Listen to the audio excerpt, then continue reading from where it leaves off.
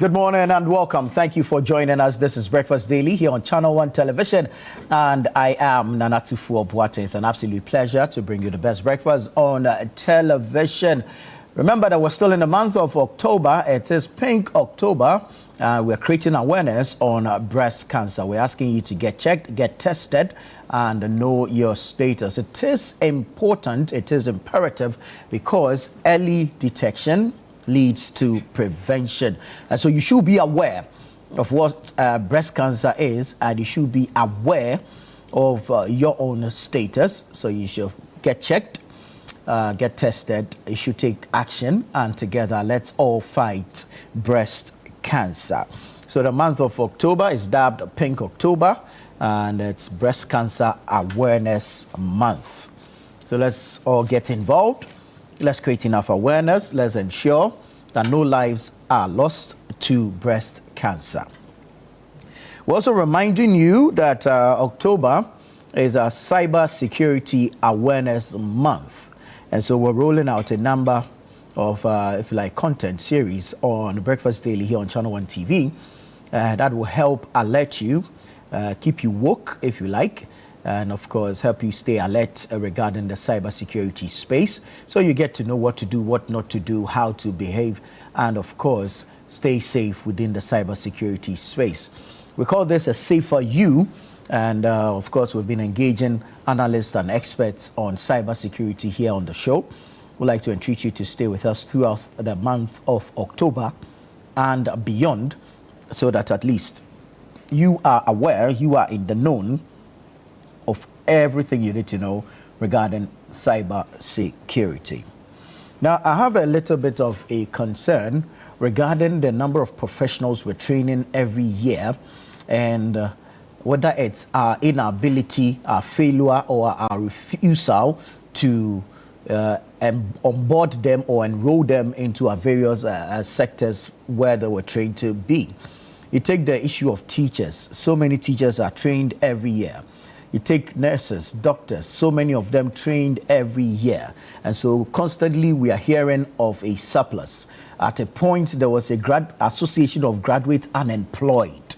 And if this is not a source of concern for you, then I'm not sure what it is. But you see, it is the future of these young ones or these graduates that we're toying with. There should be a proper structure to onboard them or to enroll them after training them. In the absence of same, we'll train them, they sit at home, they become a burden to their families, and what of you. And then, of course, we begin to hear the various protests and demonstrations across the country demanding postings, and then, of course, we'll hear the, the usual language of financial clearance and all. So many nurses have been trained, yet to be posted, they remain at home. If you go to these other sectors, or if like other categories of health workers, there are those in the environmental space, the environmental health workers. So many of them have also been trained, yet to be employed, yet to be posted. It's the same with our teachers, our doctors, and all.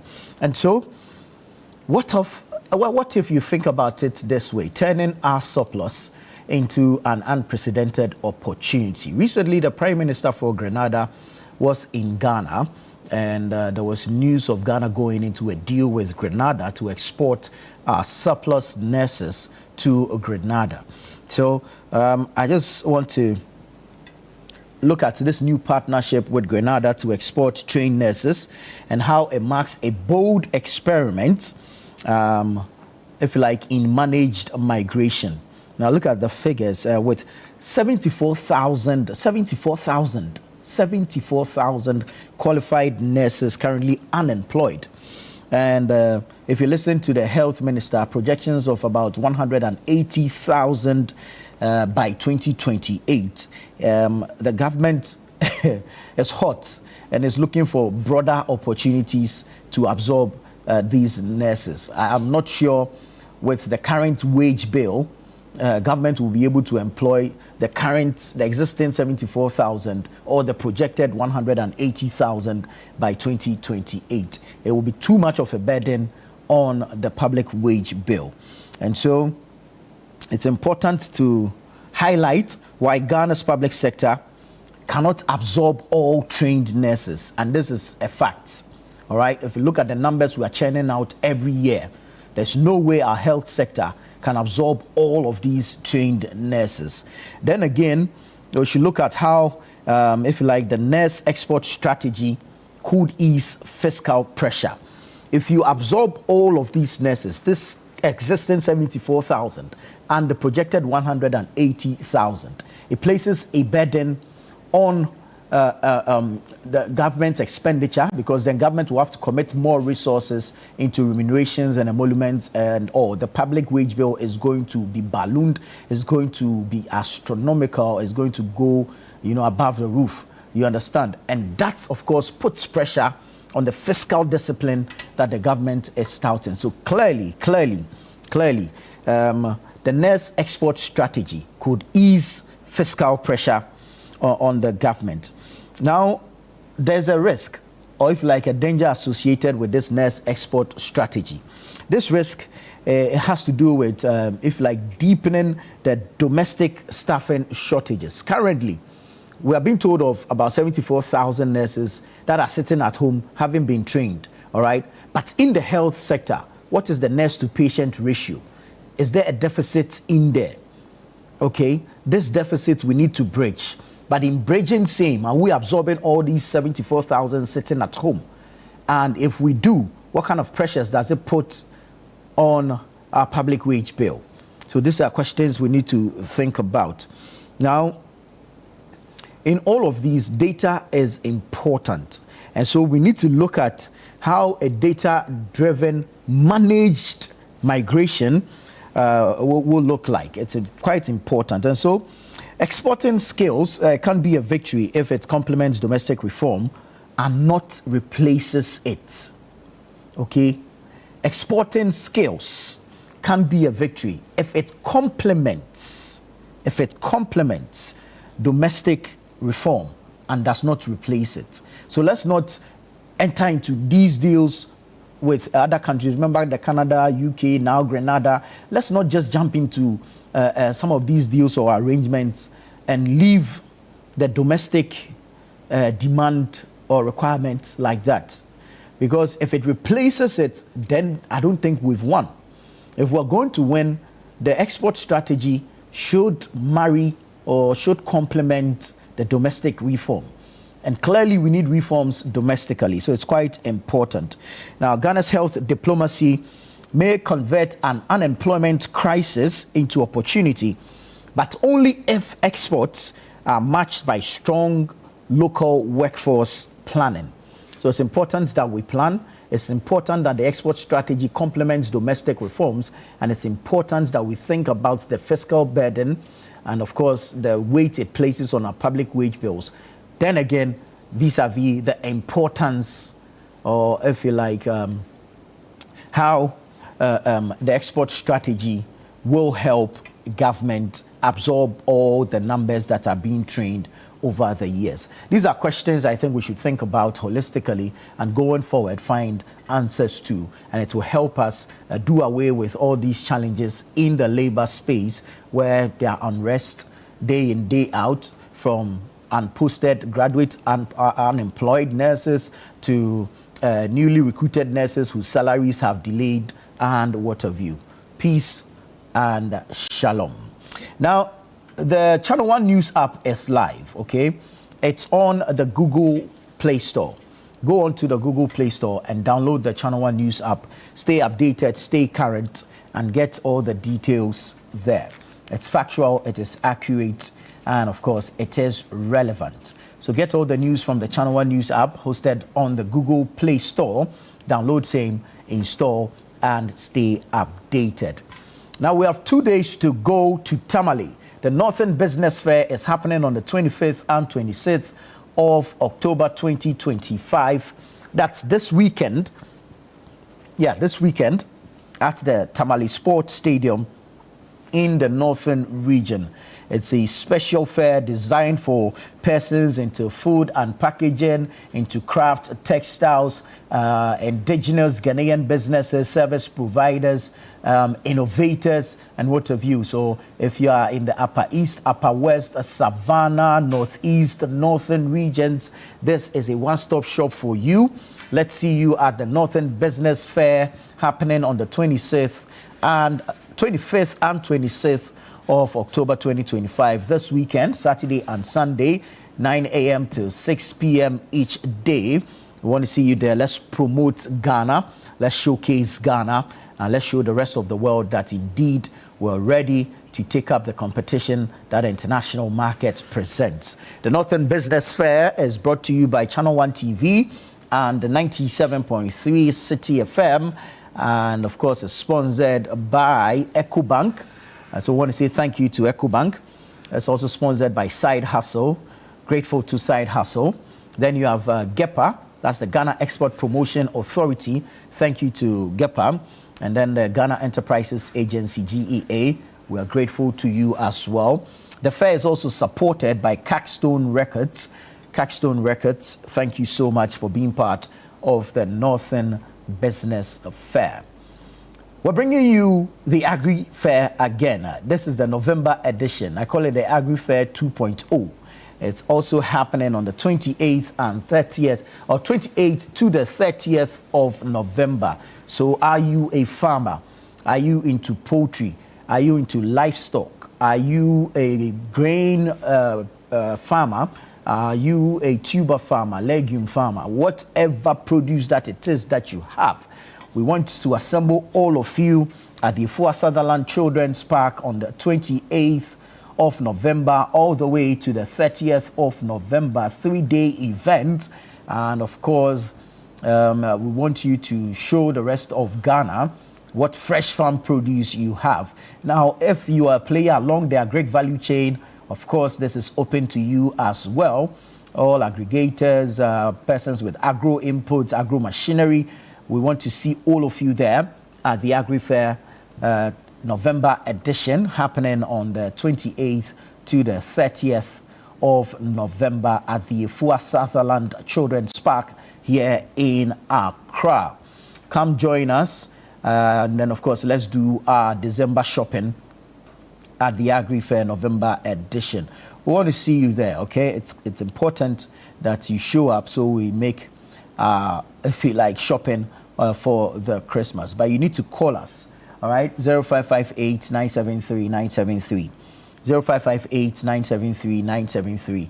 Call us and register and be part of the Agri Fair November edition. Remember that for participants, for exhibitors, for, if you like, persons with farm produce to showcase, you call and you register, you make payment and you secure your slot. Okay, but for the rest of us, you and I, who will go there to shop, okay, who will go there to chew chichinga, it is absolutely free. And so be part of the Agri Fair 2.0, which is happening on the 28th of November to the 30th of November 2025. It's a 3-day event and we want to see you there. Okay, let's get into our newspapers for today. I'll start off with the front page of the Daily Graphic. Daily Graphic says, AG unveils 78.2 million cedi buffer stock scandal. Former CEO, wife, accomplices face 25 charges. National service deal balloons to 2.2 billion cedis. AG unveils 78.2 million cedi buffer stock scandal. Former CEO, wife, accomplices face 25 charges. National service deal balloons to 2.2 billion Ghana cedis. Then you have Gomoa Central launches special economic zone to drive industrial growth. Gomoa Central launches special economic zone to drive industrial growth. President Mahama launches infrastructure plan to guide big push. President Mahama launches infrastructure plan to guide big push. Professor Okoye proposes service contract approach to manage natural resources. Professor Okoye proposes service contract approach to manage natural resources. So that's on the front page of the Daily Graphic. Let's do Ghanaian Times now. Also comes with a picture of the Attorney General, Dr. Dominic Akoretenga Ayene. And he says, be patient. AG pleads with Ghanaians over recovery of loot and prosecutions. Be patient. AG pleads with Ghanaians over recovery of loot and prosecutions. Reviving Ghana Airways. President hints of public-private partnership. Reviving Ghana Airways. President hints of public-private partnership. Informal cross-border trade hit 7.4 billion cedis in Q4 of 2024. That's according to the Ghana Statistical Service, GSS. Informal cross-border trade hit 7.4 billion cedis in Q4 of 2024. Long-term inclusive national development plan unveiled. Long-term inclusive national development plan unveiled. And your former NSA deputy director granted bail in 38 million cedi case. So that's the Ghanaian Times. Let's go to the Chronicle. Oh, Charlie, Chronicle. Why did you do this thing? Chronicle, why? It's too early, Charlie. All right. So I'll rephrase it. Anti-LGBTQ plus bail. The kitchen is hot for Mahama, but will force him to pass it. That's according to Osahene Alexander Kwamena Afenyo marking the minority leader. Anti-LGBTQ plus bill. The kitchen is hot for Mahama, but will force him to pass it. That's according to the Osahene. Gold Board opens applications for jewelry and fabrication licenses. Gold Board opens applications for jewelry and fabrication licenses. Land Guard activities. Police drag 2 national security operatives to court. Land Guard activities. Police drag 2 national security operatives to court. Our scripture for today is from the book of Proverbs, the chapter number 24, the verse number 10. If you faint in the day of adversity, your strength is small. If you faint in the day of adversity, your strength is small. Proverbs 24:10. This is the word of the Lord. Daily guide. Buffer stock 78 million cedi theft. AG freezes assets of former CEO. Buffer stock 78 million cedi theft. AG freezes assets of former CEO. NSA scandal. Gifty Owari or Wari Mensah gets 10 million cedi bail. NSA scandal. Gifty Owari Mensah gets 10 million cedi bail. 2 robbers killed in gun. Okay. 2 robbers killed in police gun battle. I beg your pardon. 2 robbers killed in police gun battle. You will pass anti-LGBTQ plus bill. Minority tells government. You will pass anti-LGBTQ plus bill. Minority tells government. And then you have the Gold Board story here as well. Gold Board opens fabrication and refinery license application. Let's go to the Daybreak newspaper. DCE's son escapes kidnapping in Bumpurugu. Suspects on the run. DCE's son escapes kidnapping in Bumpurugu. Suspects on the run. Ideas create jobs. That's according to Dr. Mahamudu Baumia. Wontumi has made no offer to AG. Lawyer responds to Ayene. Oral's $20 billion recovery figure not supported by evidence. That's according to the Deputy Attorney General, Justice Shrem Sai. LGBTQ plus bill already passed by previous parliament. That's according to the Majority Leader, Mahama Ayariga. You see, there's some confusion regarding the consistencies of government. You see, when government wants to communicate, it should make sure there's some level of consistency in its communication. The president told us that the anti-LGBTQ plus bill died with the 8th parliament. And so it's important, or if you like, it's necessary that it now comes back to parliament as a government-sponsored bill and not a private member's bill, as we were told earlier. And so the AG was looking at it. But now, the majority leader, Mahama Yariga, is telling us that the bill was passed by the previous parliament. Indeed, it was, but it did not get presidential assent.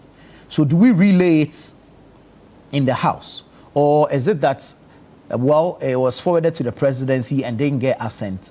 The then president is no more in power, no more in office. So can the sitting president now look at it and respond to us, whether he will assent to it in that form although this president has told us that the bill died with the previous parliament.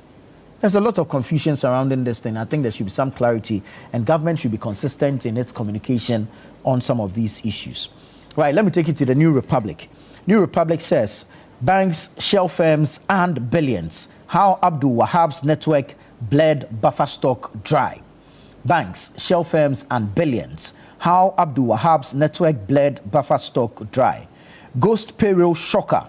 NSA bleeds Ghana 2.2 billion cedis in phantom salaries. Ghost payroll shocker. NSA bleeds 2.2 billion cedis in phantom salaries. Oral uncovers billions in bloat. NPP flagship project drenched in corruption. Then you have 2028 nightmare looms. Polls show NPP flag bearers losing grip on loyal voters. Gold board cracks whip. Unlicensed jewelers, fabricators, and refiners face deadline or jail. Iyoko and maxed looting empire. Right, so that's the New Republic. Do a quick one from the Business and Financial Times. Informal cross-border trade hit 7.4 billion cedis in quarter 4 of 2024. GCB Bank extends strong performance through quarter 3, sustaining robust revenue and profits growth. Agribusiness Chamber urges government to walk the talk on tax waiver promise. Market braces for higher rates as long end yields top 16%. So that's the Business and Financial Times. Let me take you online. Let's start with channel1newsonline.com. I am pained by Alan's decision to leave NPP. That's Kwabena Edtech. He's a former General Secretary of the New Patriotic Party, NPP, and currently a presidential hopeful, a flag bearer aspirant of the NPP. He was speaking on the point of view with Bernard Avle here on Channel 1 TV. Some more stories from that interview. I want to stop opulence in office. That's again Kwabena Edtech speaking. Early attacks on government after election can backfire. That's a Japan to NPP. And politics isn't a cake for politicians to share. Again, Kwabena Edtech speaking there. New parliamentary chamber needs legal review first. That's according to the Offensive North MP. He was speaking with Remedu Nyame on the Channel 1 newsroom. AG's investigations of former buffer stock CEO very thorough. That's according to Vitus Azim, an anti-corruption campaigner, anti-graft advocate. Public commentary on criminal cases presumes guilt, violates law. Bemka chides Ayene. True leadership is about vision, not wealth. That's according to Dr. Baumia. Inclusion of anti-LGBT bill on order paper was an administrative error. According to majority leader, we are not a serious country if we can't stop Galamsey. Again, the majority leader, Mahama Yariga speaking there. Resume surcharges, prosecute offenders, occupy Ghana to Auditor General and AG. And you have Mahama Ayariga slams Afenyo marking over ECG mismanagement and mountain debts. AG's allegations against me untrue. Former buffer stock CEO Abdul Hanan Wahab speaking there. All right, let me take you to citynewsroom.com. Citynewsroom.com. 1 dead, 4 injured in Ojura Festival shooting in Ashriase. 1 dead, 4 injured in Ojura Festival shooting in Ashriase. Togo tops Ghana's informal trade, food and drinks dominate. That's according to a survey by the Ghana Statistical Service, GSS. Ghana Association of Banks clarifies role in import declaration form process. Ghana Association of Banks clarifies role in import declaration form process. Akufo-Addo's meeting with aspirants was frank, productive, and unifying. That's according to Kwabena Edtech, a flag bearer aspirant. Mahama's tinkering with military, judiciary threatens democracy. Again, Kwabena Edtech. He says Mahama's tinkering with the military and the judiciary threatens democracy. Again, Kwabena Edtech says, I want to be remembered for doing what's right. We'll back policies that benefit Ghanaians. That's the Offensive North MP. And Ghana's informal cross-border trade valued at 7.4 billion Ghana cedis in 2024 last quarter. So all these stories and more online, go to citynewsroom.com as well as channel1newsonline.com, and you get the details there. But stay with us here on Breakfast Daily. We'll take a break. When we come back, we'll bring you the news review segment.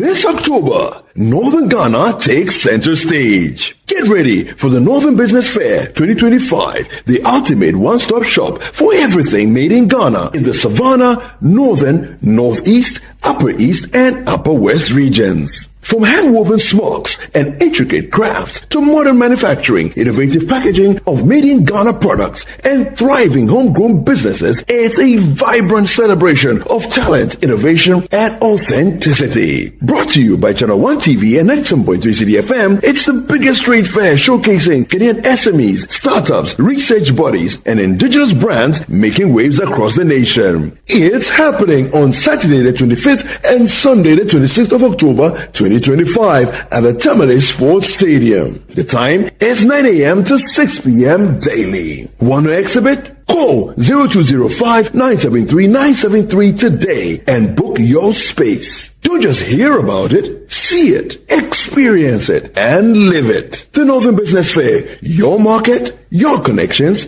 your growth. The Northern Business Fair 2025 is powered by Channel 1 TV and 97.3 City FM and is proudly sponsored by Ecobat, Side Hustle, the Ghana Enterprises Agency, the Ghana Export Promotion Authority, and supported by Cackstone Records.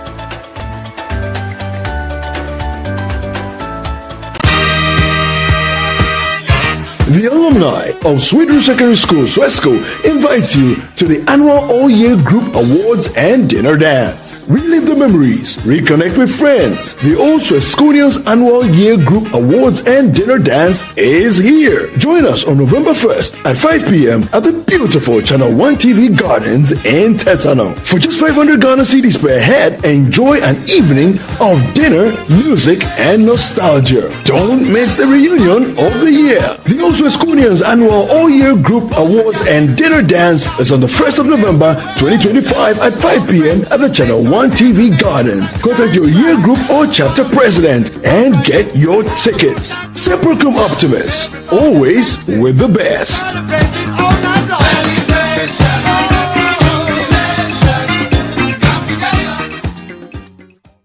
In a world filled with challenges, we all need guidance, hope, and a lifeline to anchor us. This is Lifeline, and I'm your host, Fred Crunchy Mensa.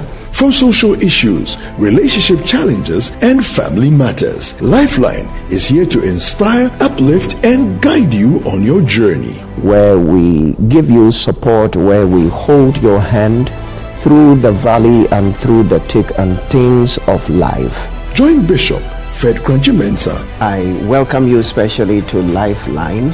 Every Tuesday and Thursday at 10 p.m. right here on Channel 1 TV. Let's walk this path together, strengthen our faith, our families, and our lives. Lifeline, because every soul deserves a guiding light. Tune in to Lifeline on Channel 1 TV and let's grow together.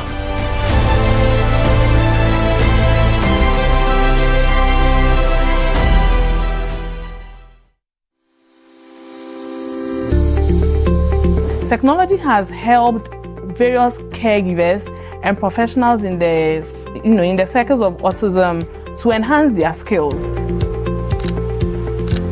It will enhance their social interaction through virtual meetings. The cost of the equipment needs to be made affordable, cheaper, so that people could use it and access it. A lot of people can use, we are able to use short code, which is that once you have average network to even send SMS, it is able to answer certain questions. People at the rural end should not be left out, because that would actually reduce this rural-urban migration. Welcome to Edtech Monday. This is a platform for education, technology discussions, and we have a focus on policymakers, entrepreneurs, and educational ecosystem. Edtech Monday is a platform created by the MasterCard Foundation in partnership with Mest Africa to bring edtech entrepreneurs, policy stakeholders, and government together to deliberate on important issues within edtech.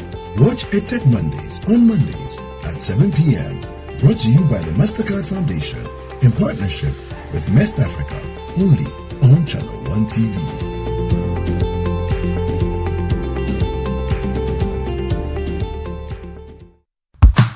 This November, something amazing is coming to Accra. Are you a farmer with fresh produce? Are you into fish farming, poultry, or livestock? Then get ready for the November edition of the Agri Fair 2025. Yes, Agri Fair 2025. It's happening on Friday the 28th to Sunday the 30th of November. It's happening at the A4 Southern Children's Park, and it's 10 a.m. to 6 p.m. each day. It's the ultimate weekend marketplace. From fruits and vegetables to poultry, livestock and fish to agri inputs and processing machinery, all at unbeatable farm gate prices. Whether you're selling or buying, this is your chance to connect, trade and grow. Enjoy the freshest farm produce, sizzling kebabs, and a vibrant marketplace atmosphere all in one space. Register now and secure your spot. Call 0558-973-973 for more information. AgriFair 2025, where culture meets innovation.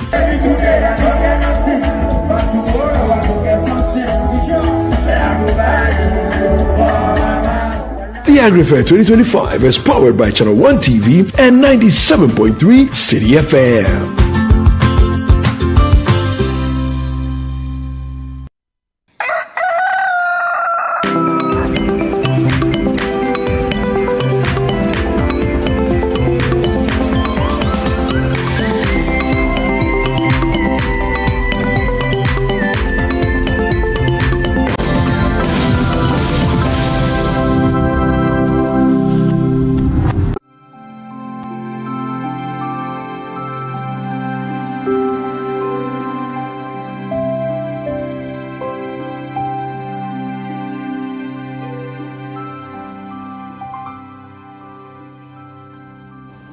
Hello there, this is Breakfast Daily on Channel 1 Television. I am Nanatu Boateng, reminding you that we're in the month of October. It's still pink, all right? So it's Pink October, and we're creating awareness on breast cancer. You need to take action, you need to be aware, and you need to help or commit to the fight against breast cancer. Now, October is also the Cyber Security Awareness Month. And we have been bringing you a series of conversations, giving you tidbits, need-to-knows on how to stay safe while you navigate the cybersecurity space, or the cyberspace, if you like. And so let's bring you a recap of what we've brought to you since Monday.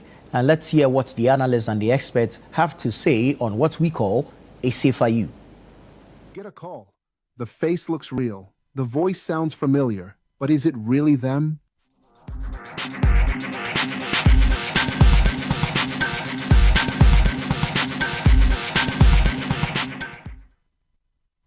Welcome to A Safer You, your guide to safer digital living. Brought to you by Digital Unbounded and Channel 1 TV. Today, we're diving into something that's both amazing and alarming: AI-driven scams, especially deepfakes and voice cloning. You've probably seen a video or heard a voice note that felt a little off. These days, you can't always believe what you see or hear online. With today's artificial intelligence, scammers can create fake videos and clone voices that look and sound real, but are designed to trick you. A deepfake is a video that's been digitally edited to make someone look or sound like they said or did something they never actually did. It's not magic. It's clever computer software pretending to be real. Voice cloning does the same thing with sound. With just a few seconds of someone's voice, AI can copy it so perfectly that you might not tell the difference. Together, these tools can be dangerous. Scammers use them to make fake calls or videos, Maybe a boss asking you to send money or a family member begging for help. Imagine getting a video call from your manager or a phone call that sounds exactly like your mother, saying, "I need help." Would you question it? Scammers use trust as their weapon. They steal voices, faces, and emotions to steal something even bigger: your money, your data, or your peace of mind. Here's your action plan. Be cautious with urgent requests for money or private information, especially through video or voice messages. Always double-check. Call the person back using a number you know. If possible, confirm things face-to-face. Be mindful about what you share online. Your voice and videos can be copied. Deepfakes and voice cloning are powerful, but your awareness is stronger. Pause, verify, and protect yourself.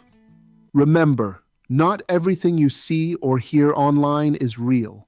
Stay smart, stay safe, stay secure. A Safer You is brought to you by Digital Unbounded in partnership with Channel 1 TV.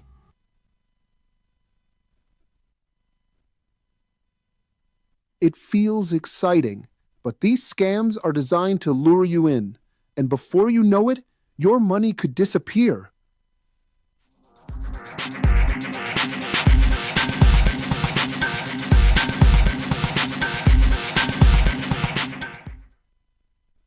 Welcome to A Safer You, your guide to safer digital living, brought to you by Digital Unbounded and Channel 1 TV. Today, we're talking about how scammers use cryptocurrency and fake investments to trick people into losing their hard-earned money. You've probably seen this before: a WhatsApp message, a Facebook post, or even a friend saying, "Hey, you can double your money overnight." Sounds sweet, right? But listen, if it sounds too good to be true, it usually is. Sometimes scammers don't rush you. They play the long game, a long con. They'll chat with you online, friendly, building trust slowly. They say, "Invest 50 cedis and see." At first, everything looks real. The fake app even shows your money growing. You feel good. You think it's working. Then they say, "Now invest more." But when you try to withdraw, boom, it's gone. And the person disappears like smoke. Let's be real. We all want to make life better. Scammers know that. That's why they use big promises, fancy websites, and fake testimonials like, "I made 5,000 cedis in 1 week." But most of these so-called platforms aren't real businesses. They're not registered anywhere. So when your money disappears, there's no way to get it back. Here's your action plan. Be skeptical. If someone promises quick or guaranteed profit, don't believe it. Use trusted sources. Only invest through banks or licensed financial institutions. Do your homework. Search online for reviews or proof. If you can't find any, it's probably a scam. Don't let pressure rush you. Real investments take time. Remember, cryptocurrency and fake investment scams are built to steal your trust and your money. Stay alert, ask questions, and never rush into something that sounds perfect. A Safer You is brought to you by Digital Unbounded in partnership with Channel 1 TV. All right, so that's part of the series we are rolling out here on Channel 1 Television to ensure that you are safe, you're able to navigate the cyberspace without any challenges.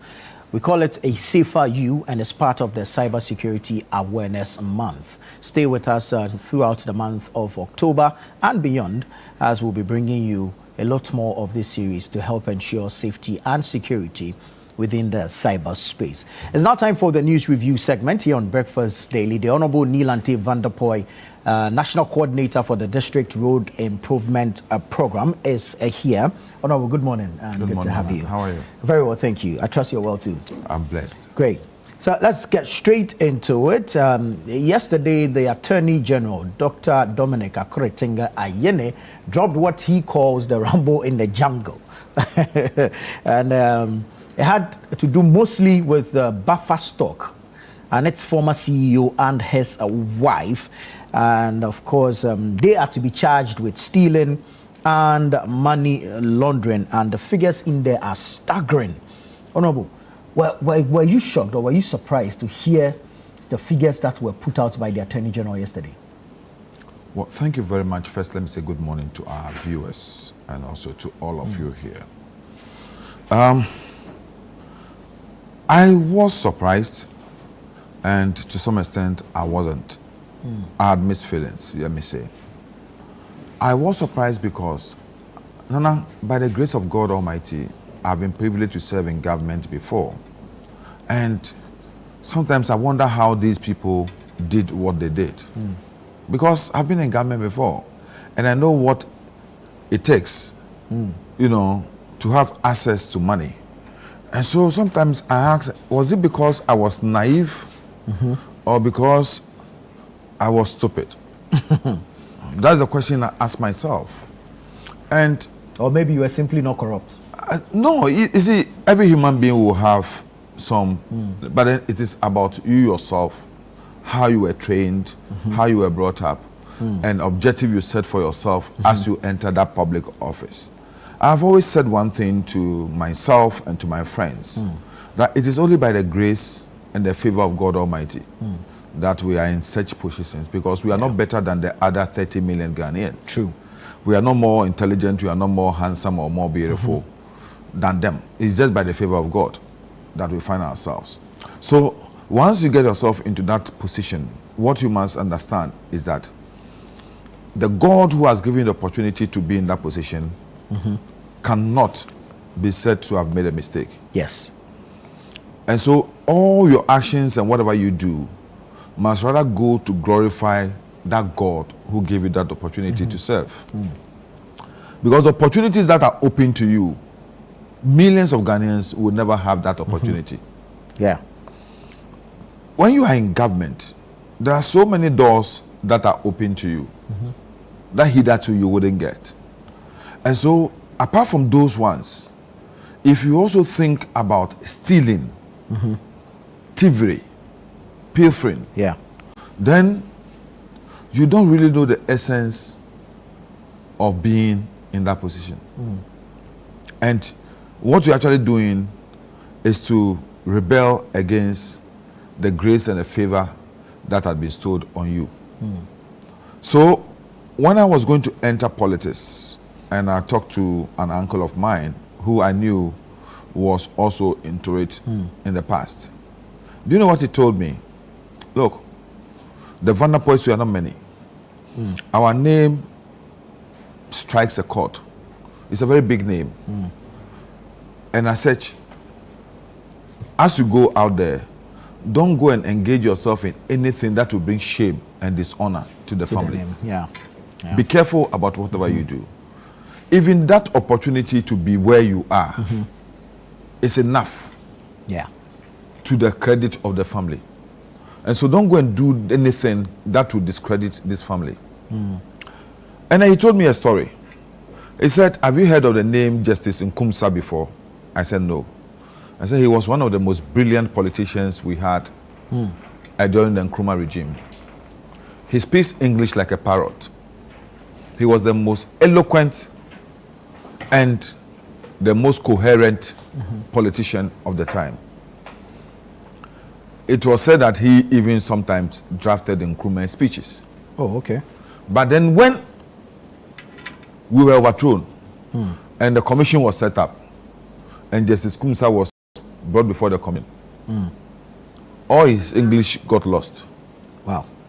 All his English got lost. His mouth was shaking. So be careful. As you go in there, don't go and get yourself involved in anything that tomorrow when you are called before any commission or committee, you cannot explain yourself. So that has been a guiding principle. So I would say that we are all politicians, but sometimes your upbringing, your training, and the sort of objective you set for yourself before you enter politics will also determine how corrupt you will be. I would say I was surprised, seriously, as I said earlier, because it is not easy to have access to government funds the way they had. And it is not easy to create such loot and share strategic planning within governmental space, unless there is laxity on the part of leadership, unless there is official complicity, it is not easy for anyone at that level, an agency or a department or a ministry, to do what some of them did. And I don't know how they did it. It's become almost, let me say, a puzzle and a miracle to me, because I don't know how they did it. I don't know how they were able, for example, the NSA thing. How on earth can people sit down and contrive that we're going to create such number of even 1, 2, 3 ghosts are even enough? Yeah.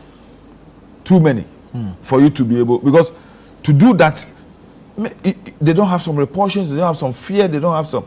Is there anything that did not, you know, come to them to think that what we are doing is dangerous or what we are doing is criminality? I ask myself those questions. And then you can create over 10,000, 20,000. Hey, how are you able to manage the system? These are the questions I've been asking myself. That's what I'm saying. I'm a bit surprised, some of the things I'm hearing. When it comes to the buffer stock one, I am totally overwhelmed. Buffer stock. When we could not have money to buy food to feed children in schools. Yeah. In fact, I remember at a time, our Busiapaying had to lobby all of us to contribute money for MOBA, our 83 group, to buy things and take to our school, because the school children could not get food. And we all, it's a fact in this country that between 2022, 2023, 24, there were problems with feeding school children. Yeah. So the schools had to close down prematurely, come on vacation. And then you were sitting at a place where you're supposed to do this procurement to feed the schools. And you could do this. Well, he's denied it, actually. He will have his day in court. And I will say one thing here.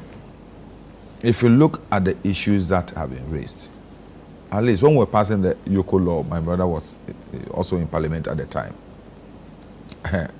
There is a particular clause in that law that makes it very, very difficult for you when you get yourself hooked up in debt. Because one of the, this thing says that you must be able to prove how you got by such properties, because it's outside the realm of your monthly salary. I don't know how much you save. I don't know, but if you listen to the fact that how was even the wife able to acquire 67 luxury and fashionable handbags, some of them costing $3,500, some of them $5,000. You understand? And you think Yoko has not gone to a house to see all those handbags before coming out to talk about it? All these evidence of transfers being done, they are not something that anybody could come out and conjure or, you know, spill out without fact. That's why I say it has taken them time to be able to trace these things and to. And you see, one thing I know and one thing I've picked up is the fact that some of them, right from day one, start on the premise of, you know, plea. You understand? And then try to see whether they could. And then you end up giving so much information. And those things, as soon as the Attorney General refuses your plea bargain, it's used as evidence against you. So some of these things, well, we heard about them long ago. I was sitting somewhere and I heard people, ordinary people, some of their own party people, you know, not anywhere in parliament, you know, discussing and talking about, hey, sana yakoba, sana manfu akwa properties, you understand? And that person also served in government. Why is it that person's name has not been mentioned? Why is it Seth sitting here today? Why is it Seth has not been invited? Oh, Nando, let's say good morning to you know, Seth has not been invited by former Eastern Regional Minister. Good morning. Seth has not been invited by Yoko, by Attorney General, by police, or any other person. It's about how you conducted yourself in office. Yeah. So you could deny, you can say it is not true. By the end of the day, we shall all be in the court, and we shall hear things ourselves. I remember very well when we left power, I was invited so many times to Yoko. They said our stolen money meant for Edubiasi Sports Stadium. I didn't know how I stole it. I heard on radio station somebody said I was carrying it in Ghana must go back. you understand? On your head or what? You know, I went. So many. At the end of the day, what happened? We were here when some of us were dragged to police, CID. They said we've taken double salary and all those things. And then what happened? So, well, he has denied it. I hope he will be in court. I hope he will have, not like Justice Nkumsa, but he will have the courage to be able to, the confidence to be able to defend himself. But I think that maybe leadership of government at the time did not help matters. Because you see, one thing I learned when I was in government was that there was peer check on ourselves. Our individuals, there were national security cameras on us. The life we're leading, the properties we're acquiring, and all those things. And then the old man will call you.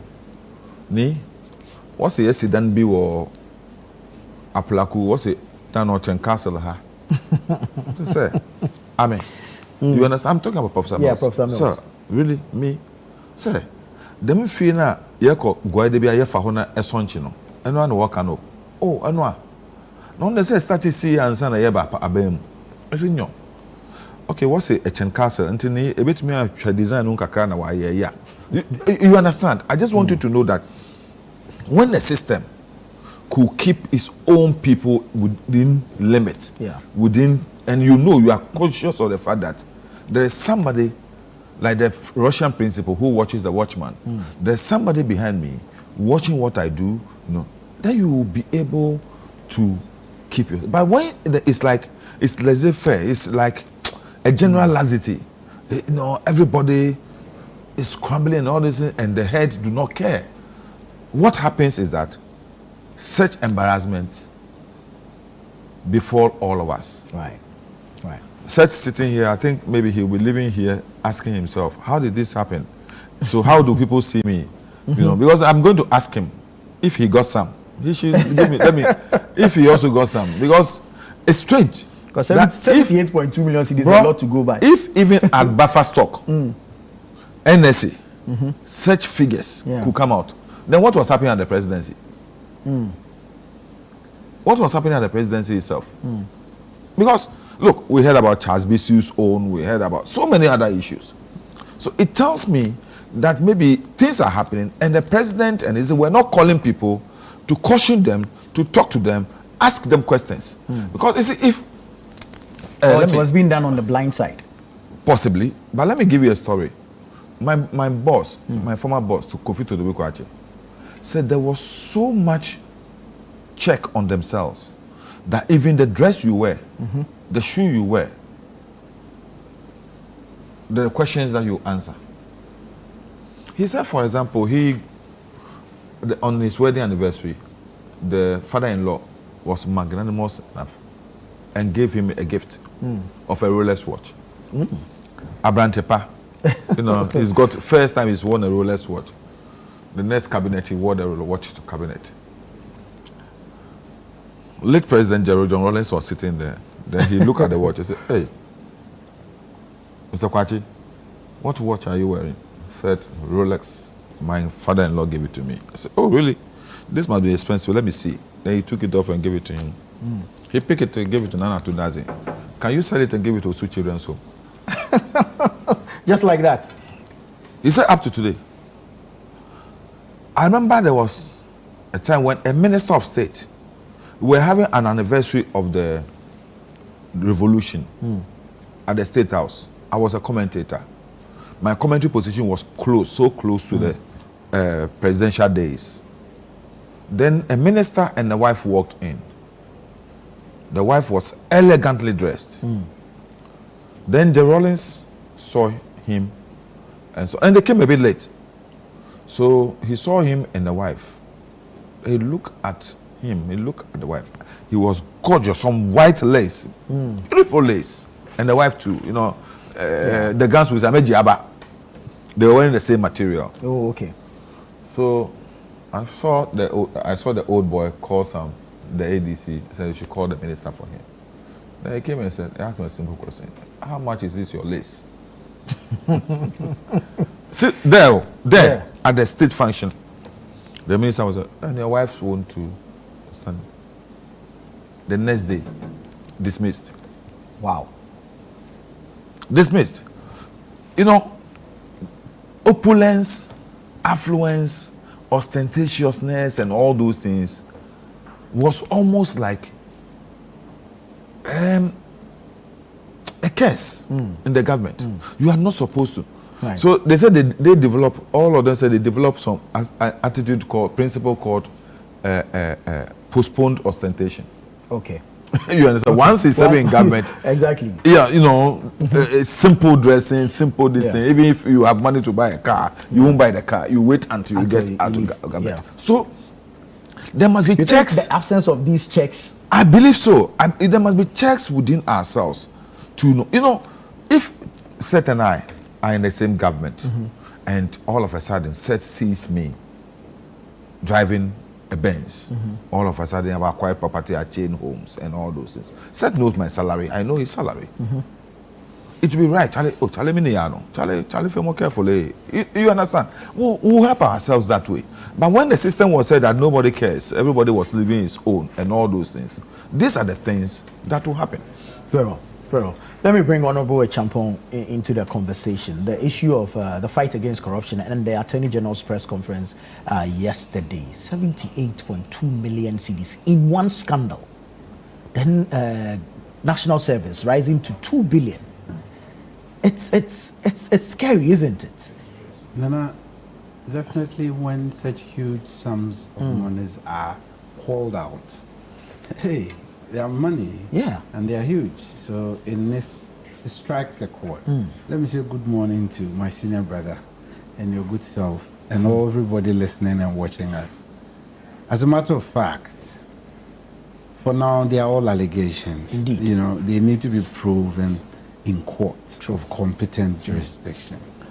I am calm because I once had a respected former ambassador, parliamentarian, and minister who was once upon a time a majority leader, Papa Owusu Ankuma. Yeah.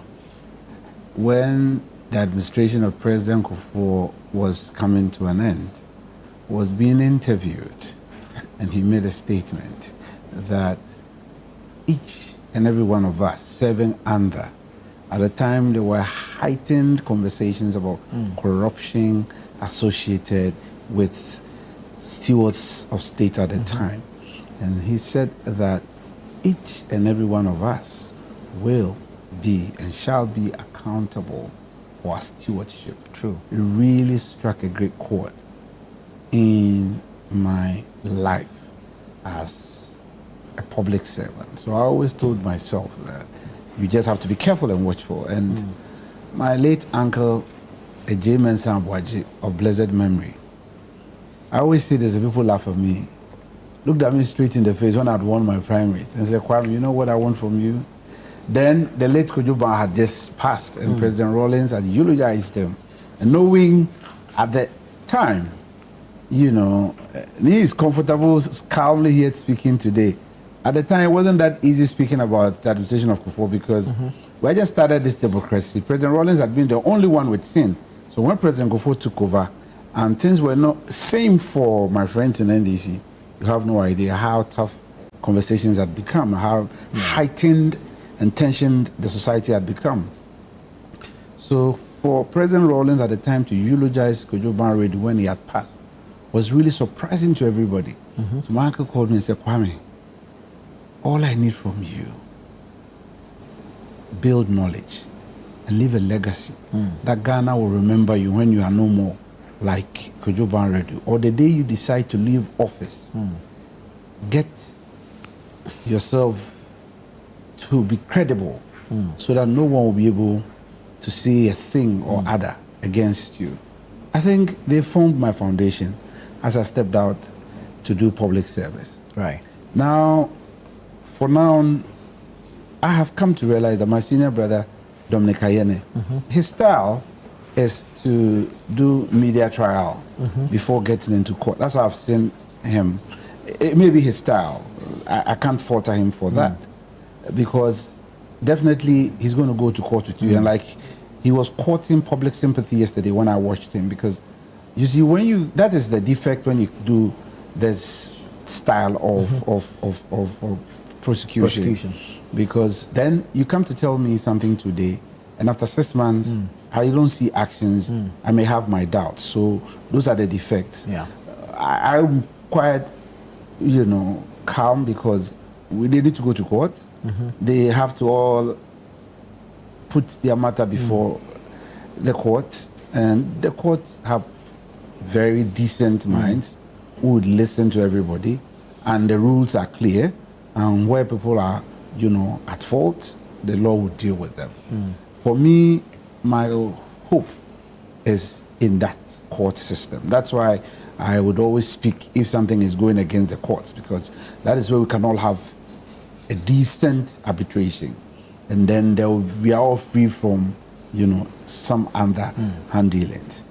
As a matter of fact, the revelations we've been told are really mind-boggling. Indeed. One cannot run away from it. I hope and pray, because it's in the court of public opinion, it's Hanan's word against Dominic's word. Yeah. I'm just praying that they will all have their day in court, and then we would all be relaxed as a society and learn from it. I'm saying this with this impression that I wouldn't want to blame a person until they are rightly so blamed by other collective agreement, which is the courts. Because when the court says you are guilty, you are guilty. You have had your day. You have proven all that you are with. For now, the Attorney General is alleging, and certainly he would have to prove in court that these people really are guilty for the offenses he's raising against them. I think that on hindsight, I'll just counsel my senior brother that as he's building himself, he needs to hasten slowly.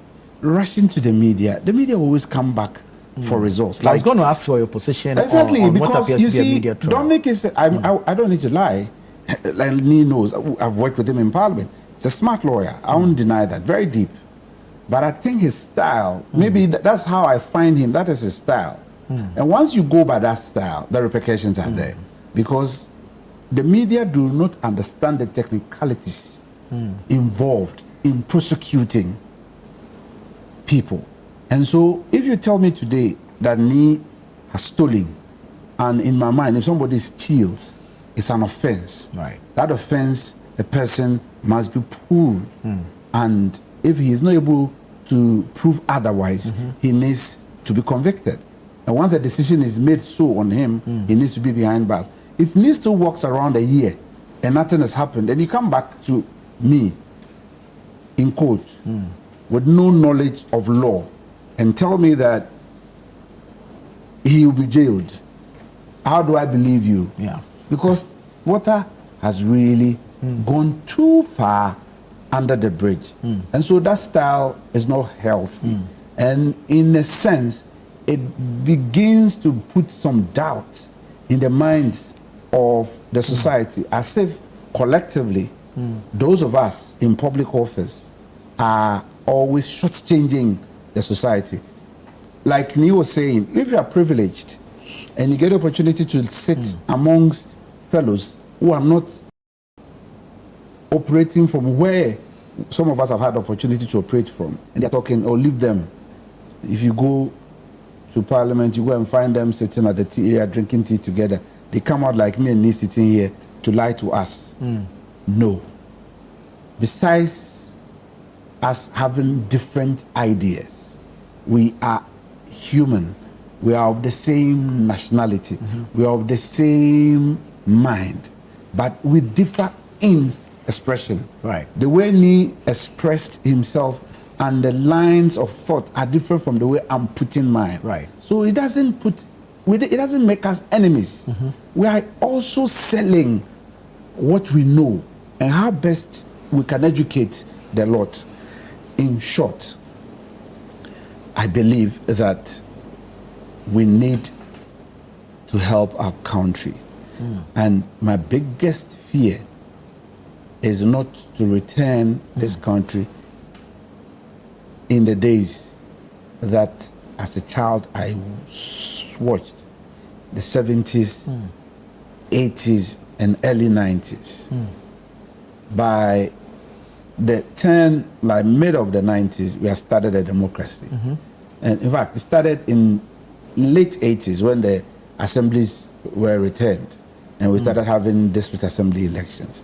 At least it gave a sense that we were coming back into democracy. And so for me, I believe in that. It has, given birth to you and I, holding this conversation, giving second opinion to our people. I will not be here permanently and for the rest of my life. Other people will come after me and they will also express same. I think that is the way we have to grow as a nation, the way we have to grow as a people. And so as we do this, we have to be watchful so that people do not lose confidence in us. Because when I see too much unrest, I'm not settled in mind. I should be happy as a person in opposition. People being so much agitated and on the streets against government, it should speak positive to me. However, it has a different interpretation in the minds of people when they sit and hold conversations within themselves. And this is what I guard against by some of these actions. I believe the law is the law. And whoever falls foul to the law must deal with you. Because the law do not know me nor me. It is for all of us, our collective use.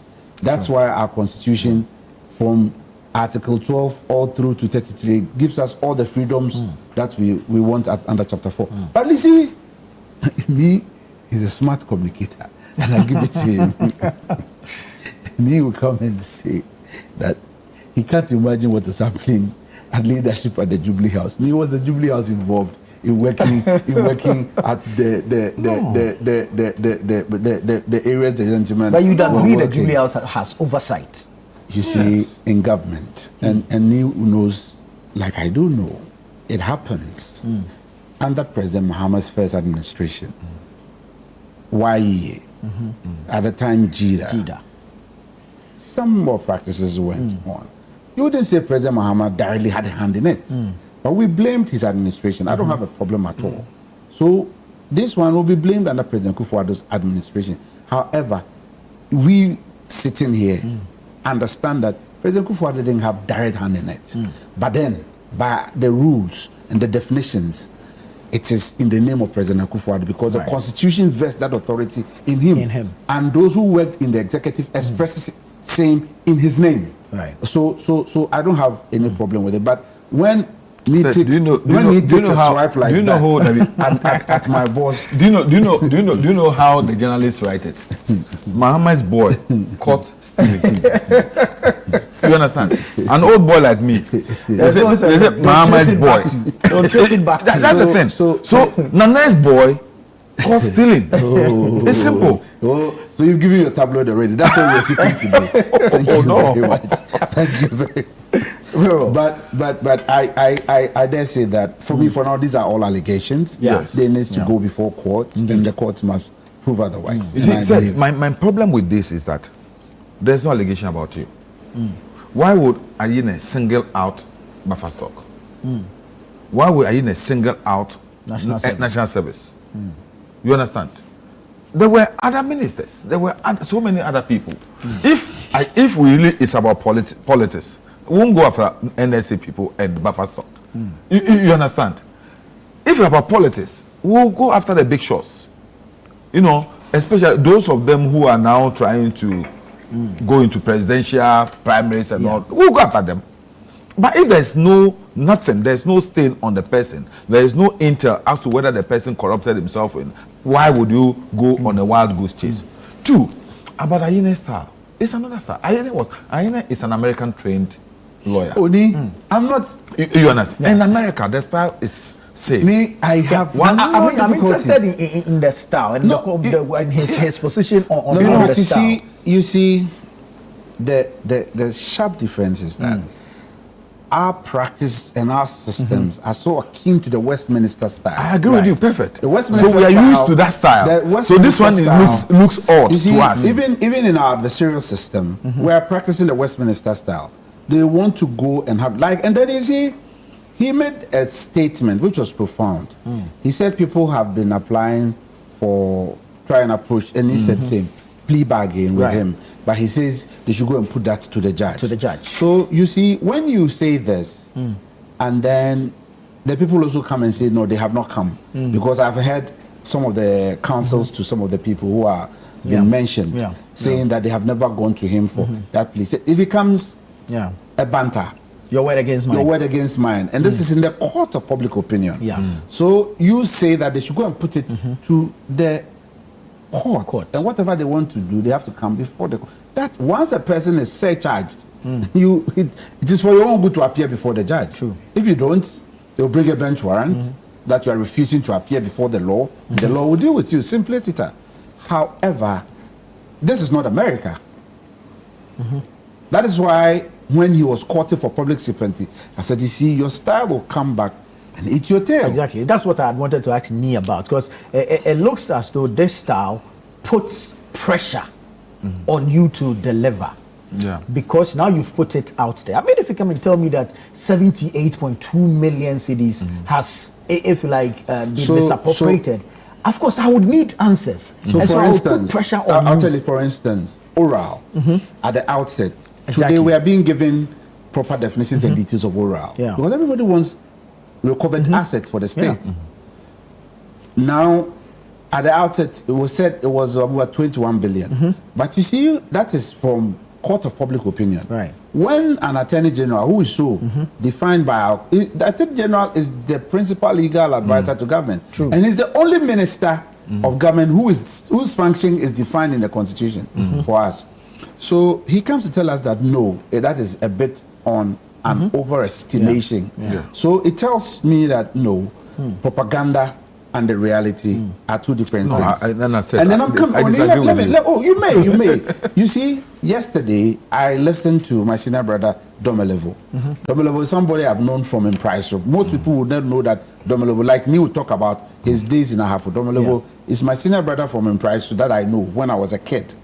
So I have that relationship with him. So he talked about how they collected facts, and to them they were doing their work. They didn't do any scrutiny, no investigation. They just collected, and then the uncle had asked him, he used the word garbage. He says, why garbage? And then he came back from his professional opinion that as an auditor, you may be giving a lot of information, and some of the information may necessarily not be true. Some may be mischievous, and so they could be described as garbage. And so all that they had may be garbage. Okay, so that is fair deal. But my concern is that if at the outset they said over 21 billion, a person who would not have the benefit of this tolerance that we've all had and we're engaging in this conversation may carry that along, that the state truly looted 21 billion. But the appointed official who speaks for the administration and whose word is the one I carry and I can take to the bank to cash, says no, that is an overestimation. So then we see where we are. So that's why I caution that we don't rush to go and speak out there. I agree with you. I agree with you. We don't rush. You see, that is the only way you give other people the opinion to say it's propaganda. But you may have the real facts and you may have the real intention, but the style. Because if I listen to you mention these figures, I expect that by tomorrow somebody is in jail. Or some recoveries have been made. So it puts pressure on you, the state prosecutor. No, in situations like this, we must know that the ideal situation will have been, like he has said, what we're all used to, the Westminster style. But nothing at all tells us that it is cut in stone and this is a style our judicial or jurisprudence must take. True. You understand? He this is his style. You think that by doing this, he's getting the case into a court of public opinion. But no, he's briefly giving updates on what, because the expectation. There are people who think that something must be done. And I think this some examples must be that expectation. Yes. At the end of it all, if he goes out there and he fails, then you can hold him to it. But for now, he says the reason why the delay is for me to get a concrete evidence so that when I go to court, I wouldn't lose the case. You understand? And today he's come. He started this investigation. He said he's been running this event for 8 months. Now he said, I'm ready to go to court. Right. It tells you that 8 months ago, if he had told you that he was picking up evidence, he was pursuing this matter, today he has come to a conclusion that I can go to court and get judgment. That is what they want to do. Some other people will feel that no, when you do that, what you actually do, you are prejudging the person. True. But he never gave any indication to the fact that he's prejudging anyone. He said, these are the evidence we have accumulated. And the person will have his day in court. And he said, that is why if you want, say it to the judge. So you go out there and defend yourself. But me, I'm coming from the premise that, look, it is not a wild goose chase. I know Ayine. And he made a statement that I wasn't a bad defensive attorney. So I wouldn't want to be a bad attorney general. He said it yesterday. He said he wasn't a bad attorney in private practice. In private practice. So now in public services. So you understand? You see, so maybe. So he said the issue is that yes, because we are not used to this style. Because we are not used to this style. That's why all of us are becoming this. I agree. No, you see, because you see, I agree with. There was an instance where he had a banter with a colleague now in Parliament on these similar allegations, and the matter has died down now. So my worry is, are you talking about the A+ issue? No, you see, it was A+ who was accusing something. He was, but you see, because in the line of evidence. You see, because that is Dominic's style, he got a feedback. Yes, what I'm saying is that because we are not used to it. My prayer is that we want justice served for and in the interest of the people. You see, our country, our constitution is supreme. So all that we all do, we serve our constitution. And I want the interest of the constitution served. I don't serve anybody. Because even if you, Nana, will invite me to come here, you're inviting me to come here based on the instructions of what the constitution confers on you to do. So once we are going to do, how we make it work for our people. Because the constitution tells us that all the stewardships we are doing, all the services we are doing, the functions, we do it in the interest of our people. True. So if we give our people some style, and then the people are losing interest, it worries some of us. My primary concern is how people, I pray, but if it never occurs that way, that style may not have helped us. Sure. Let me say this in conclusion on this subject. I want to tell all my people that look, that can't say Obi Afonso no one. We should know what is happening. Ayine has brought up this style. We are used to an old system. Tomorrow, if we decide to, walk over, some of the things that we are seeing now, tomorrow, it will come to haunt us. And so I want them to understand that, look, we should also be careful wherever we find ourselves. All of us serving in positions of state should be careful. Should use this as an example and conduct ourselves properly. Because you don't know tomorrow. I said, my grandfather said, Justice Nkumsa, when he was called before the commission, his mouth was shaking. All the English he has been speaking got lost. The English orator. Yes. Integrity is important. It is indeed.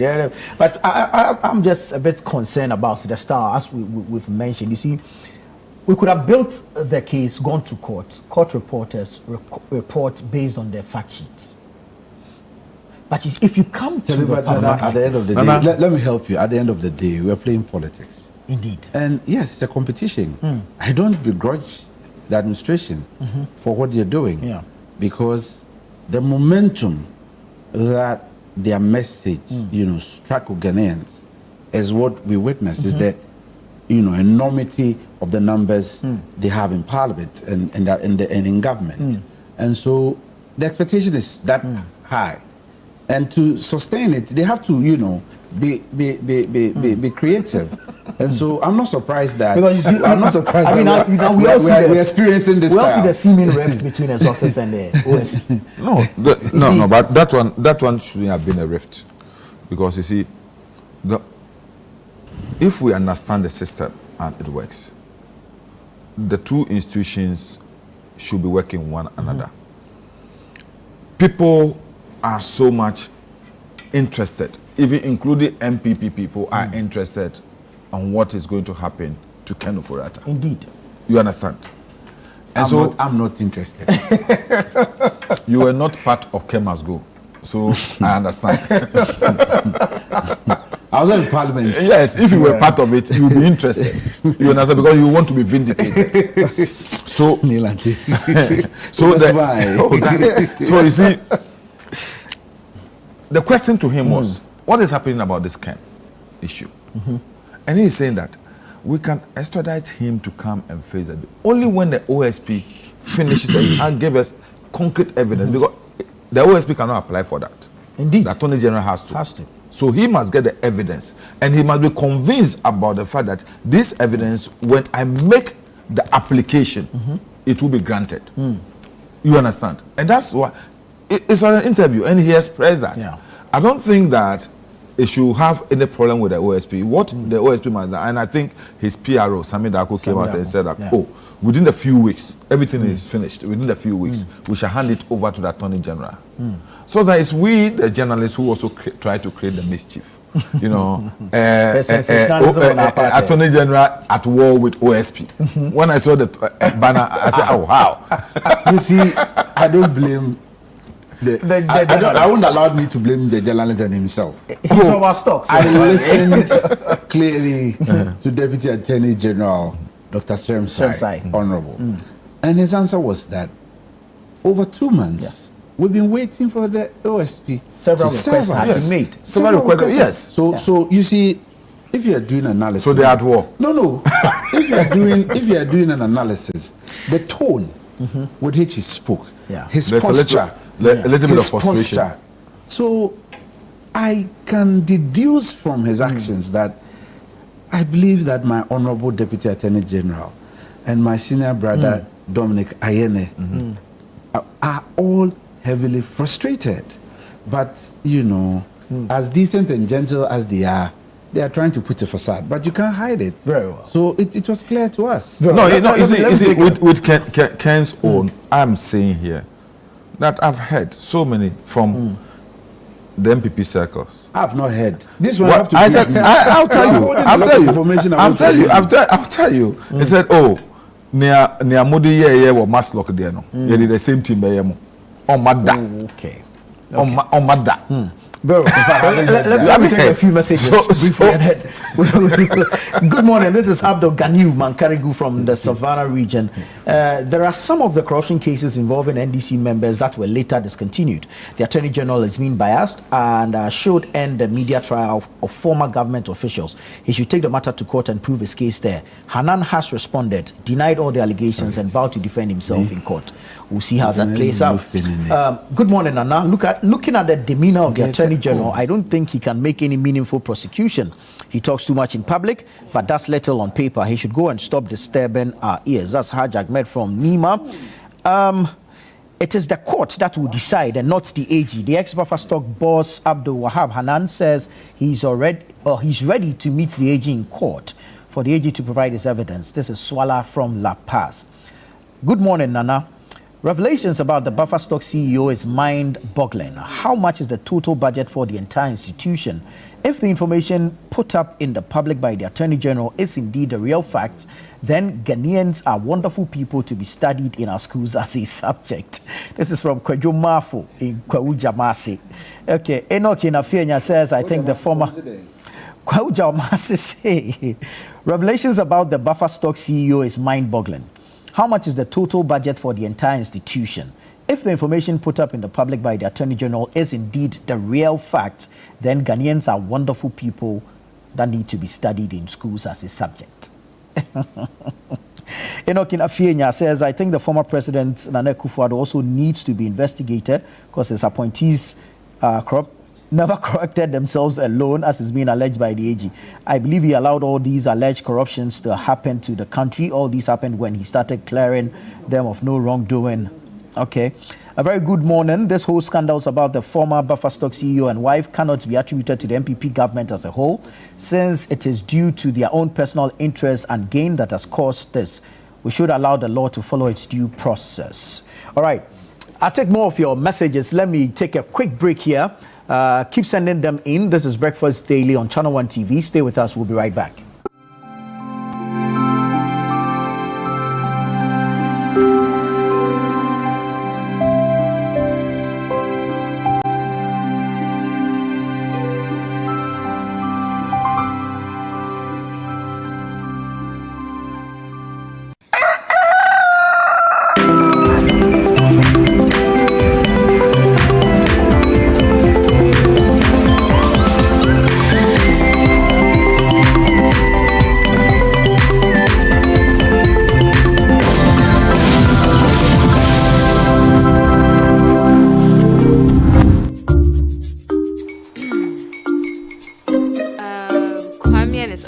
Almost here.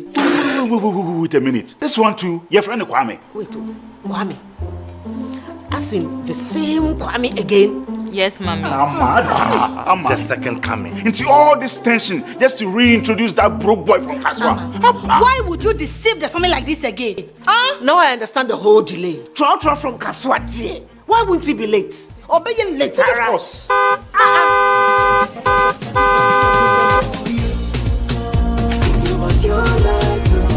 Star 712 hash, star 712 hash. Yeah, you go be the luckiest. Copy from Georgia be luckiest. From not the cause she be luckiest. Yeah, you go be luckiest. No matter what you're luckiest. Everybody go be the luckiest. That's Kwame! Send your God the apple boom. If you put it toy, so would the coming of the Son of Man be. Is that his car? Dial star 712 hash. Choose your ticket. Enter your lucky number. Follow the prompts and let destiny handle the rest. This promotion is regulated by the NLA on the Caritas platform. The National Petroleum Authority hereby cautions persons engaged in illicit storage and trading of petroleum products to comply with the regulatory requirements to operate in the downstream petroleum industry. The NPA Act clearly stipulates that no individual shall engage in any commercial activity related to the importation, exportation, re-exportation, shipment, transportation, processing, refining, storage, distribution, marketing, or sale of petroleum products in the downstream industry without first obtaining a license from the NPA board. Failure to secure the necessary license and properly regularize operations will result in confiscation of petroleum products, prosecution under the law, and decommissioning of facility. For more information, contact the National Petroleum Authority on 0302 550 380. You can also visit our head office located at Jolu off the N1 highway or any of our regional offices.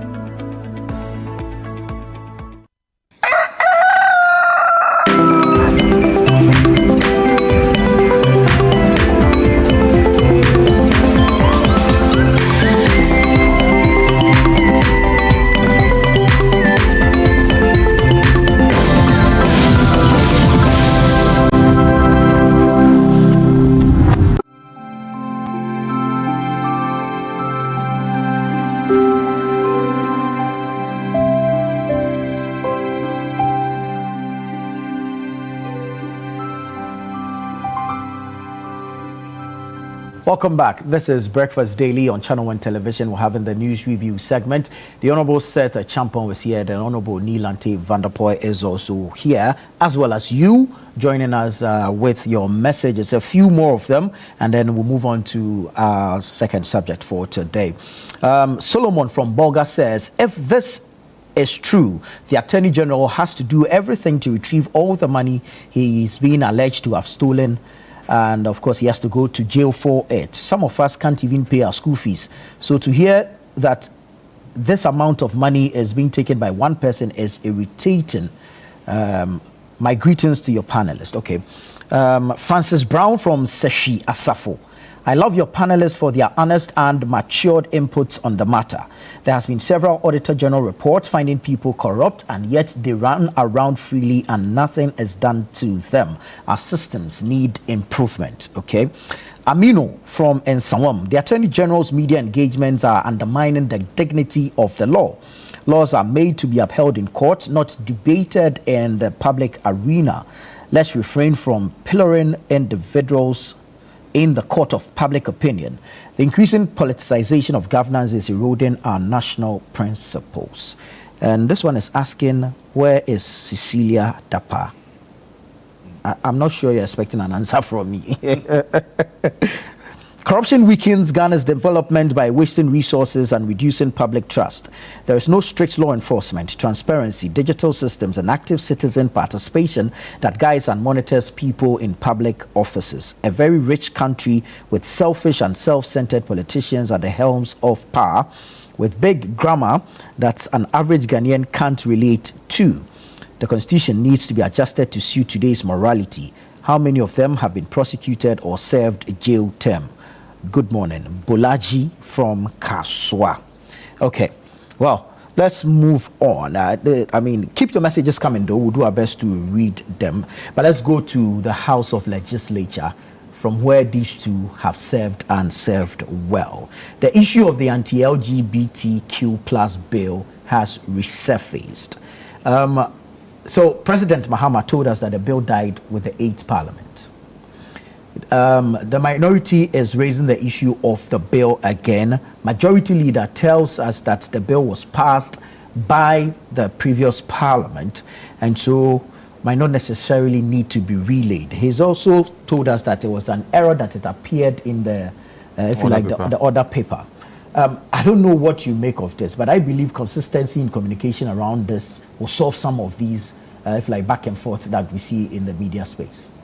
Well, I believe sincerely that the Public Affairs Department of Parliament should come out with a clear statement on the position, because the Speaker is experienced enough.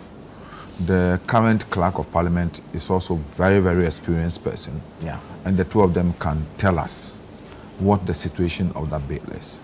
Yes, there is this legislative principle that when a particular bill was before the House, and its gestation period was not concluded by the time that particular term ends, then it is like it's aborted.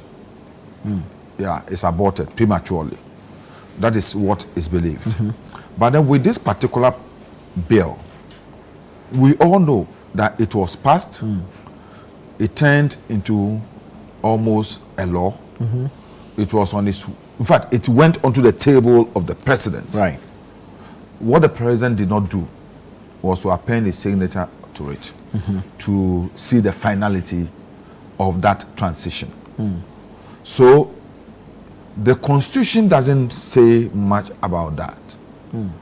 What the Constitution says is that if the law do not go through the whole process and the term ends, then that law must go through the same gestation period again. So I am a bit confused. Sitting here, I wouldn't want to say, because I know that so far as the process has gone through, the law has been passed in Parliament. A decision has been taken on it in Parliament. The rest is just what we call the tangentials. Because the Constitution says that if the president has a problem with the law, he must address that back to the speaker and point out what problem he has with. There was nothing like that in for this communication. What they said with that particular reason was the fact that because there was a court case, the president is unable to sign. The president did not say, I'm refusing to sign this law sent to me by Parliament because of ABC. The reason I signed was the fact that there is a court case. I think at the point we heard of issues of a financial burden that it places on the public purse. That was not said anywhere in this thing, in the communication, to Parliament. No, that was not said. The communication that came to Parliament was because there was a court case on it. Seriously, so many issues has happened before, and the famous case, is it Apollo versus the Republic or so? I've forgotten the case. And the judgment was the fact that Parliament is a master of its own rules. Okay. You understand? And as such, when Parliament is considering a particular thing, no other judicial thing can stop Parliament from enacting on its functions, his statutory function.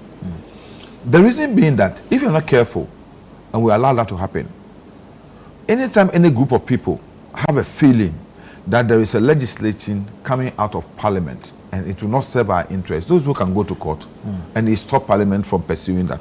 Right. You understand? That is why the court, the Supreme Court at that time, adduced that we cannot stop Parliament from doing what it has to do. So, in this particular instance, I think that I want to agree with the majority leader in saying that as far as Parliament is concerned, the law was passed. Right. So what the problem is now is for the Speaker to now say that, okay, Mr. President, this was what your predecessor said. It's been addressed. The court has given a judgment on the issue.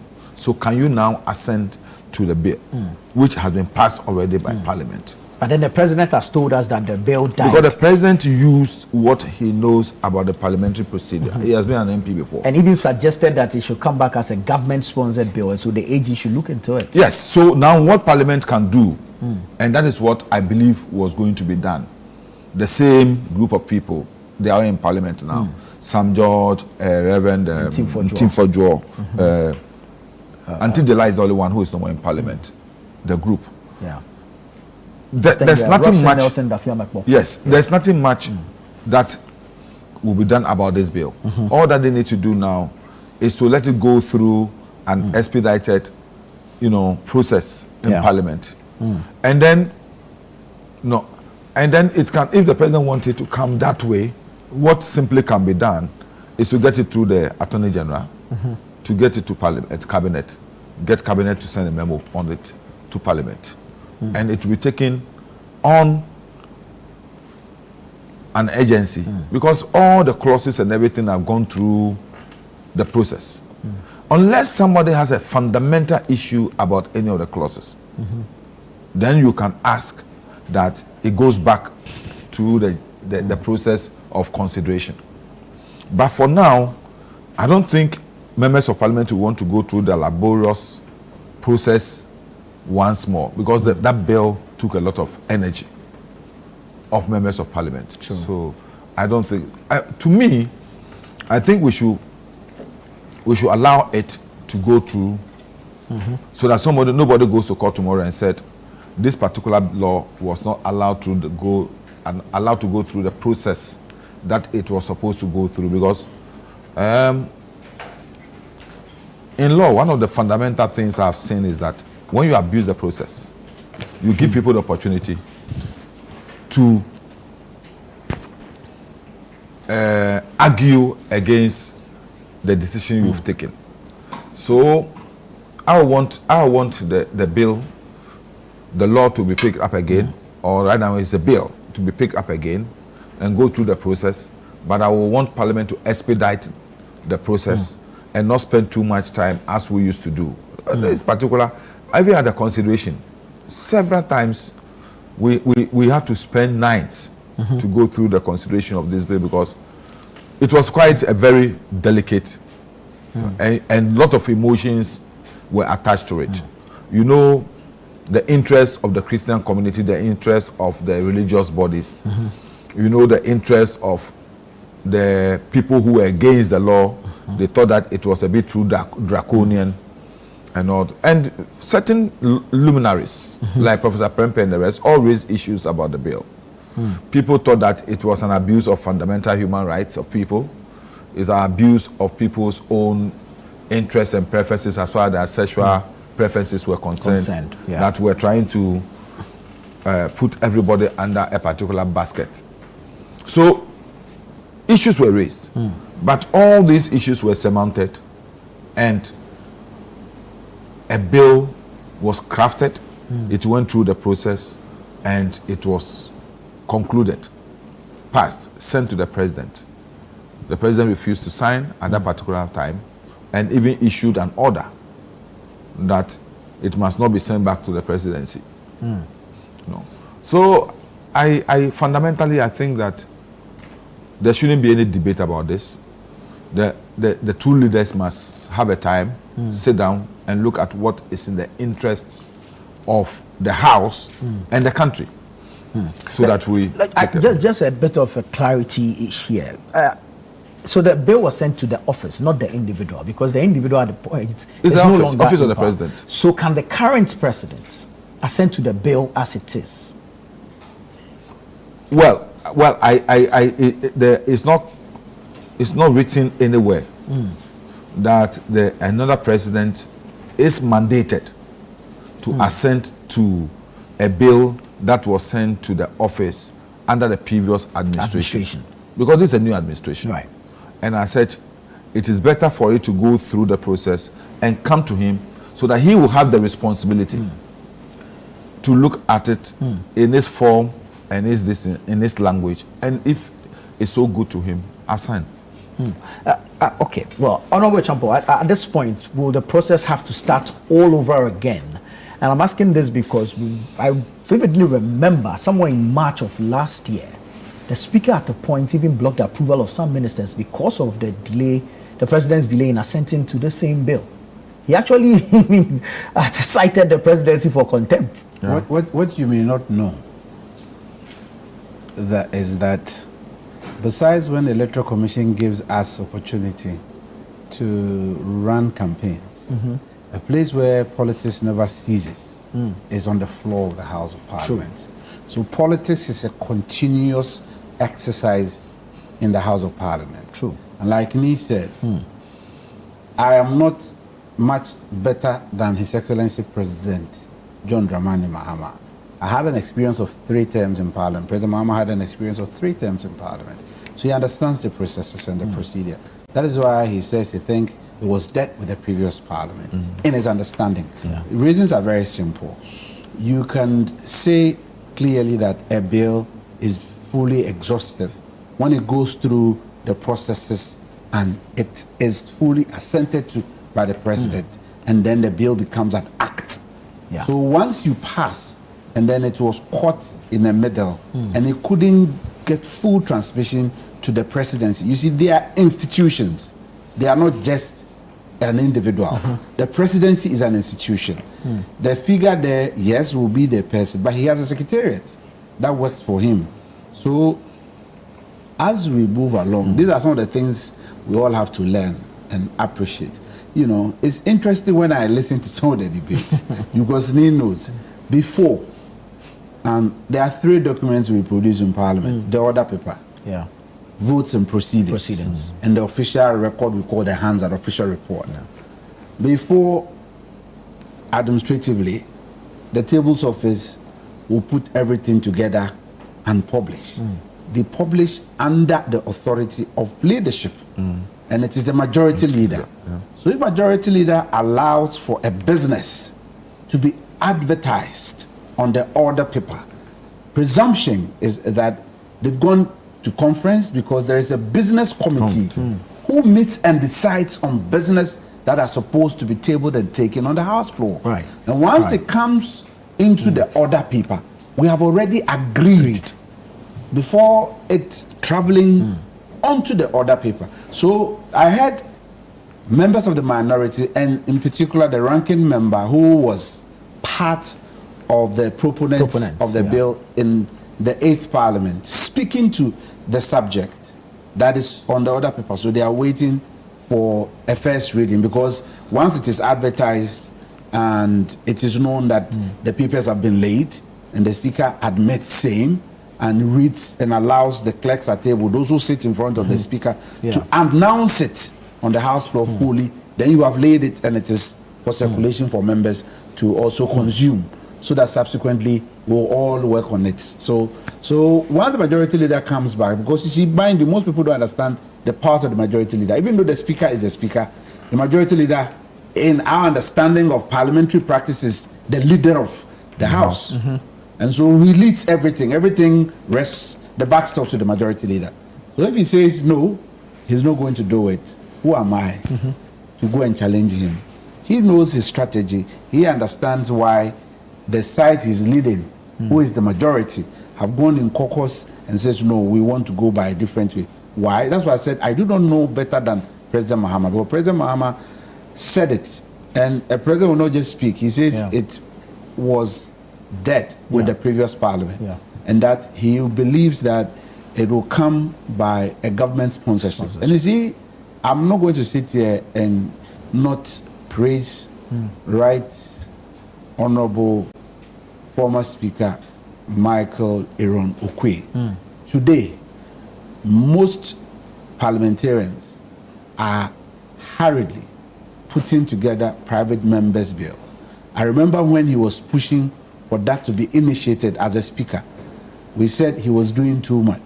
People chastised him. But for me, as a person trying to also study law, when I see that we develop and deepen lawmaking, it gives everybody the opportunity to bring their contribution, because we need the society's contribution to deepen and strengthen our rules and our laws. And so when I hear of private members' motion, because it was almost always defeated. In this conversation, you just told me that, why? Because anytime a private member's motion must go, before it is gazetted, the gazette is not a private fund, it's from the public purse. And who authorizes funds from the public purse? So we were not able to do private members in the 1st to 7th parliament. It was post the 7th parliament after Speaker Okwe had ruled and had given reasons why he made those rules, and it became part and parcels on the powers conferred on Parliament by the Constitution. And then we are now seeing that practice in our jurisprudence and in our country as we do parliamentary democracy practice. And I'm very happy. I don't want to go on the side of politics, because my friends finished us with the LGBT plus matter during the campaign, that we were anti. And you so those who knows me as a former... You were not anti. No. I wouldn't say you were anti. It's the president who didn't want to assent to it. No. Because in the house, there were people from your side who were supporting to heckle me. Allow me to make my point. The president never said so. It was the processes that got an issue. But I am not too settled, because I want that bill to help our society, to help our country's people. And that bill must come back. I left Parliament as the Vice President of the Parliamentary Christian Fellowship. And most of the members, in fact, all of the members that pushed this bill belongs to that group. And so it is something that we've been working and we worked so much on, and we believed it needed to pass. So I wouldn't want the typical politics of the House to consume that bill. Where we are heading to, we may have it being consumed by the only by person politics. the only person who was against that bill right from day one is your current minority leader. I cannot. I wasn't in from Parliament. day one. Yes, from day one. He opposed the bill. Yes, he, Eslausu, and one other person opposed it from day one. Themselves. No, but it's a fact. It's a statement of fact. When we go to the Hansard, we will see. I don't have that record. You understand? I don't have that record. Nana, tomorrow apply to Parliament and get the Hansard of the proceedings on that bill. And I'll tell you, because there were others in the minority, in the majority at the time who supported, like in Team Fojo, Patrick Boama, they did. They supported. You understand? Educhum I was surprised because I thought that from his background as an American, wouldn't, but he supported on the floor of the House. No, you see, you understand?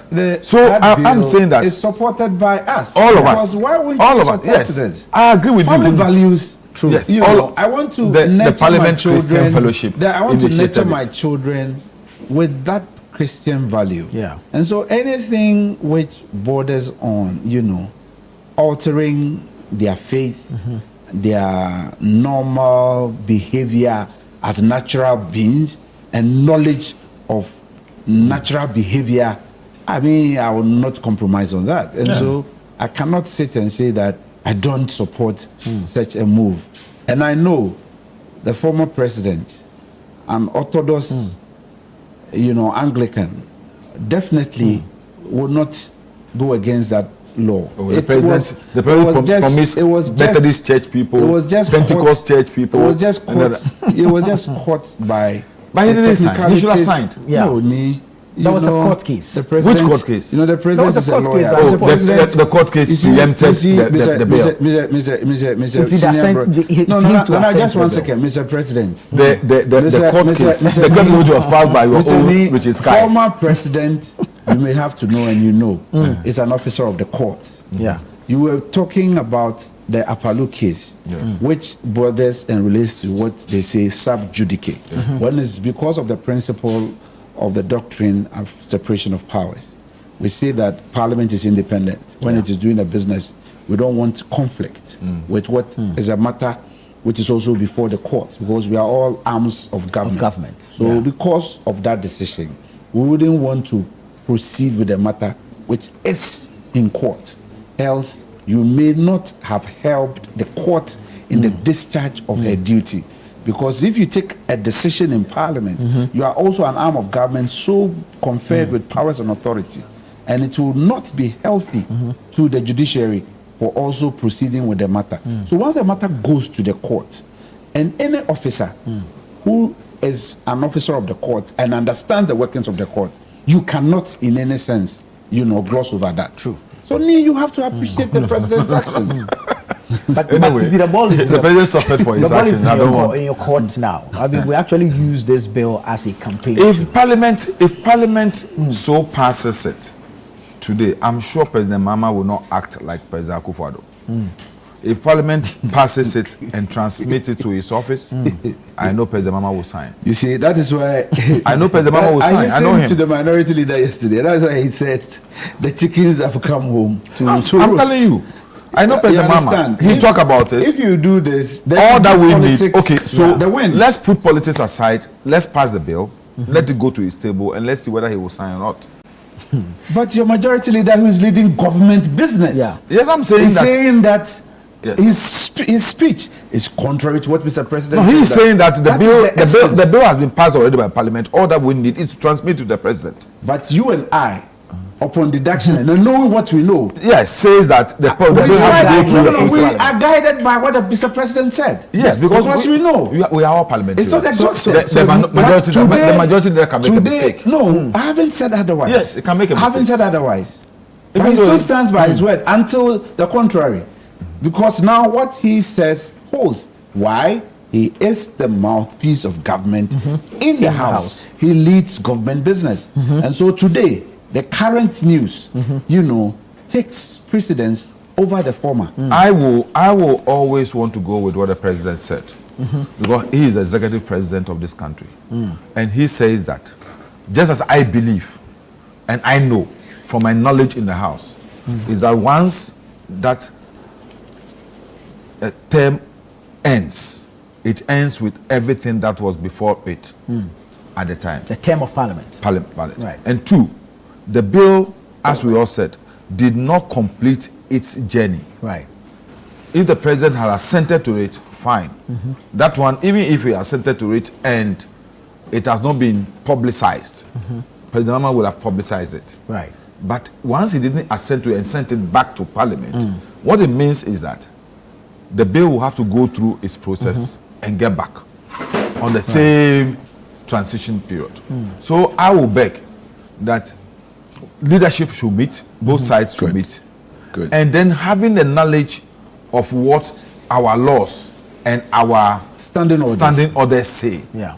They've changed the standing orders. I don't know whether they've changed. That is it. That's why I don't run my mouth about standing orders. I only go about procedures and practice that I understand. The practice, as we have had it, this is what it is, that once the life of a particular parliament ends, it ends with everything that was before it. So I think that the two leaders they must not play politics. Just to add what Nee said, all that we're saying is that, like Nee said, this parliament, the ninth parliament, cannot do a retroactive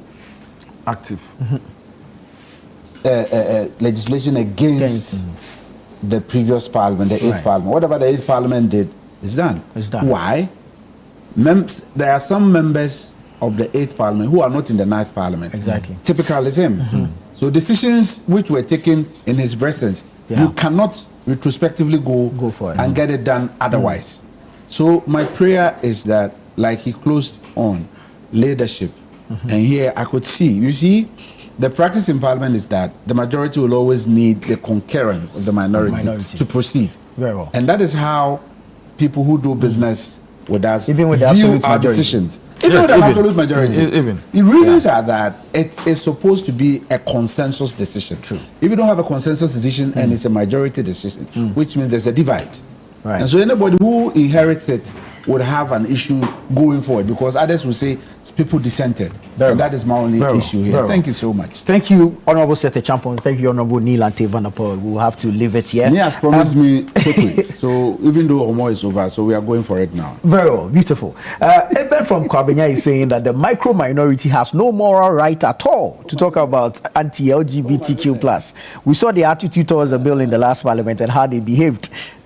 They should give us a break. The NDC will pass it with their numbers, and President JDM will sign the law. Will sign it into law. There's no way. Then this one, Musa from Adeta says, it's a shame for the NDC to speak so low on the issues of LGBTQ plus. They lied to the people of the Zongo before the 2024 election that it was the MPP who were promoting LGBTQ. That's why they opposed its passage. Thank you so much for your messages. This has been a news review segment of Breakfast Daily. The show continues after this.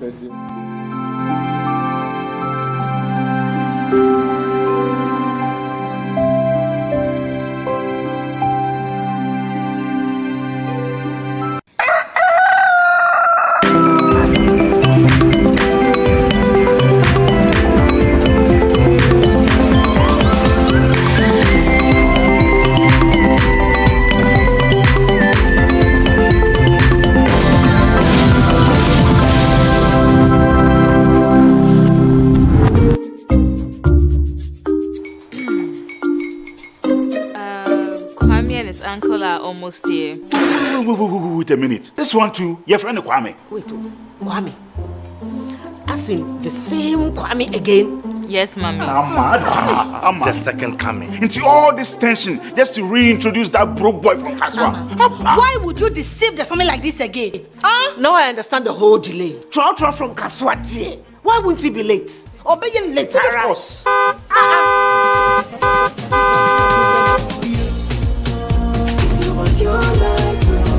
Star 712 hash, star 712 hash.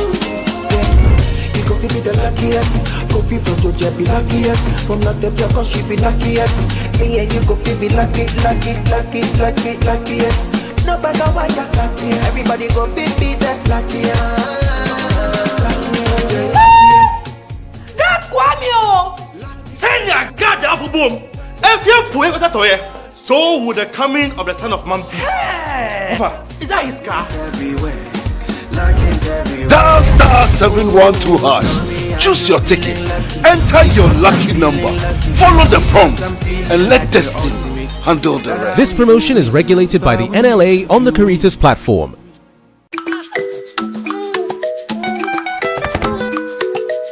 How may I help you today? We'd like to open a bank account.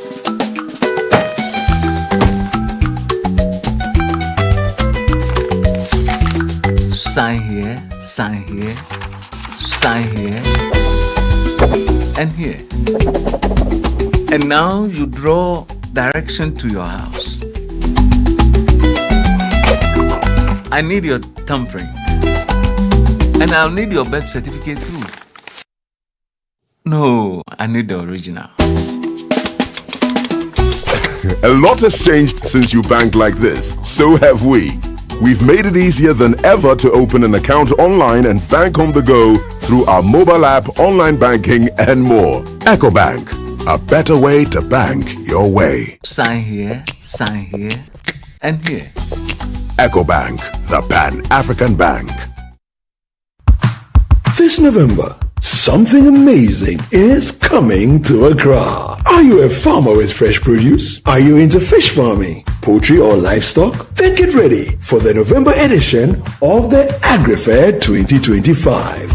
Yes, Agri Fair 2025. It's happening on Friday the 28th to Sunday the 30th of November. It's happening at the A4 Southern Children's Park, and it's 10 a.m. to 6 p.m. each day. It's the ultimate weekend marketplace. From fruits and vegetables to poultry, livestock and fish to agri inputs and processing machinery, all at unbeatable farm gate prices. Whether you're selling or buying, this is your chance to connect, trade and grow. Enjoy the freshest farm produce, sizzling kebabs, and a vibrant marketplace atmosphere all in one space. Register now and secure your spot. Call 0558-973-973 for more information. AgriFair 2025, where culture meets innovation.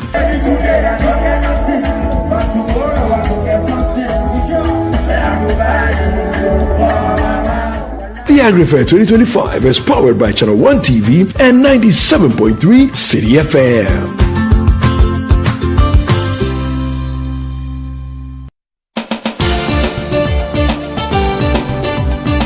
In a nation full of questions, where truth often hides behind noise, one show dares to ask what truly matters face to face. With fearless clarity and a quest for accountability, host Umaru Sanda Amadou sits down with the movers and shakers of politics, governance, society, and business, confronting the issues that define our national conversation. The party itself has said that whenever you're in opposition, you should choose flag bearers early. So what you are trying to tell me is that you want somebody who is going out to come and select a leader for you.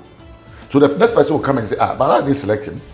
Direct victim of attack, violent attack. Where and when? The first one happened in Parliament. I was pregnant. Now, for me, it was legitimized by a radio or TV station giving her a position to work. So for you, take issue with GH1 and what and giving her the platform. That is where the minority is. We are on them. We've asked questions. President Mahama will be a mean president if he prioritized only his children and DCP. He needs to demonstrate a Ghanaian government. Every Tuesday at 9 p.m., join Umaru Sanda Amadou on Face to Face as he digs deeper, challenges power, and reveals the stories shaping Ghana's future. Only on Channel 1 TV. The alumni of Sweetroot Secondary School, Swesco, invites you to the annual All-Year Group Awards and Dinner Dance. Relive the memories, reconnect with friends. The Old Swesconians Annual Year Group Awards and Dinner Dance is here. Join us on November 1st at 5 p.m. at the beautiful Channel 1 TV Gardens in Tesano. For just 500 Ghana cedis per head, enjoy an evening of dinner, music, and nostalgia. Don't miss the reunion of the year. The Old Swesconians Annual All-Year Group Awards and Dinner Dance is on the 1st of November 2025 at 5 p.m. at the Channel 1 TV Gardens. Contact your year group or chapter president and get your tickets. Sepulchrum Optimus, always with the best.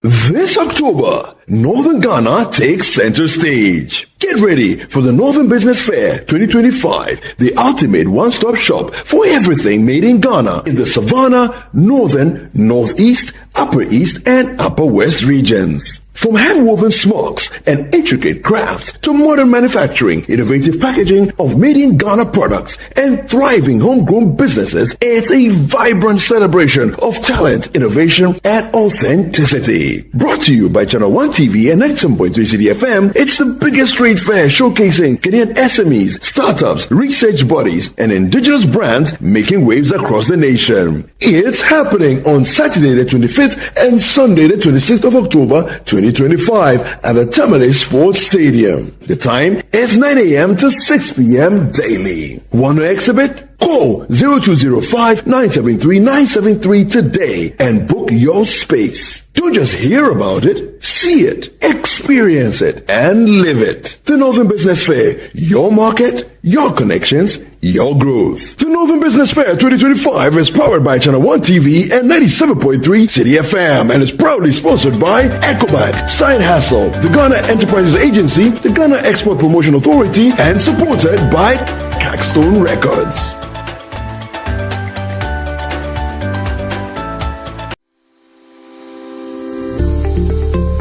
Technology has helped various caregivers and professionals in the circles of autism to enhance their skills. It will enhance their social interaction through virtual meetings. The cost of the equipment needs to be made affordable, cheaper, so that people could use it and access it. A lot of people can use, we are able to use shortcode, which is that once you have average network to even send SMS, it is able to answer certain questions. People at the rural end should not be left out, because that would actually reduce this rural-urban migration. Welcome to Edtech Monday. This is a platform for education, technology discussions, and we have a focus on policymakers, entrepreneurs, and educational ecosystem. Edtech Monday is a platform created by the MasterCard Foundation in partnership with Mest Africa to bring edtech entrepreneurs, policy stakeholders, and government together to deliberate on important issues within edtech. Watch Edtech Mondays on Mondays at 7 p.m. Brought to you by the MasterCard Foundation in partnership with Mest Africa, only on Channel 1 TV.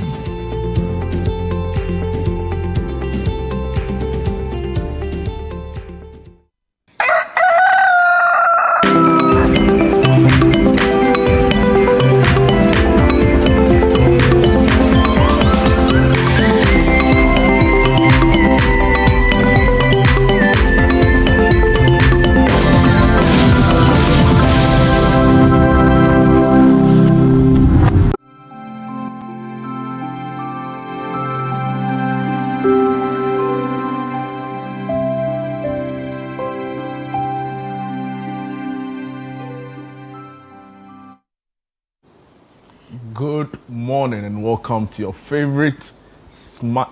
What's today's date again? Today's a Thursday, yeah. It doesn't feel like it actually. Welcome to Thursday's edition of Breakfast Daily. Today's the 23rd.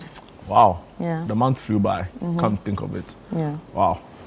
The show, of course, started up with Nana Tufo with a really exciting conversation with former members of parliament. Sete Champon was here, of course, Edwin Nilante Vanderpool, who now heads government strip project.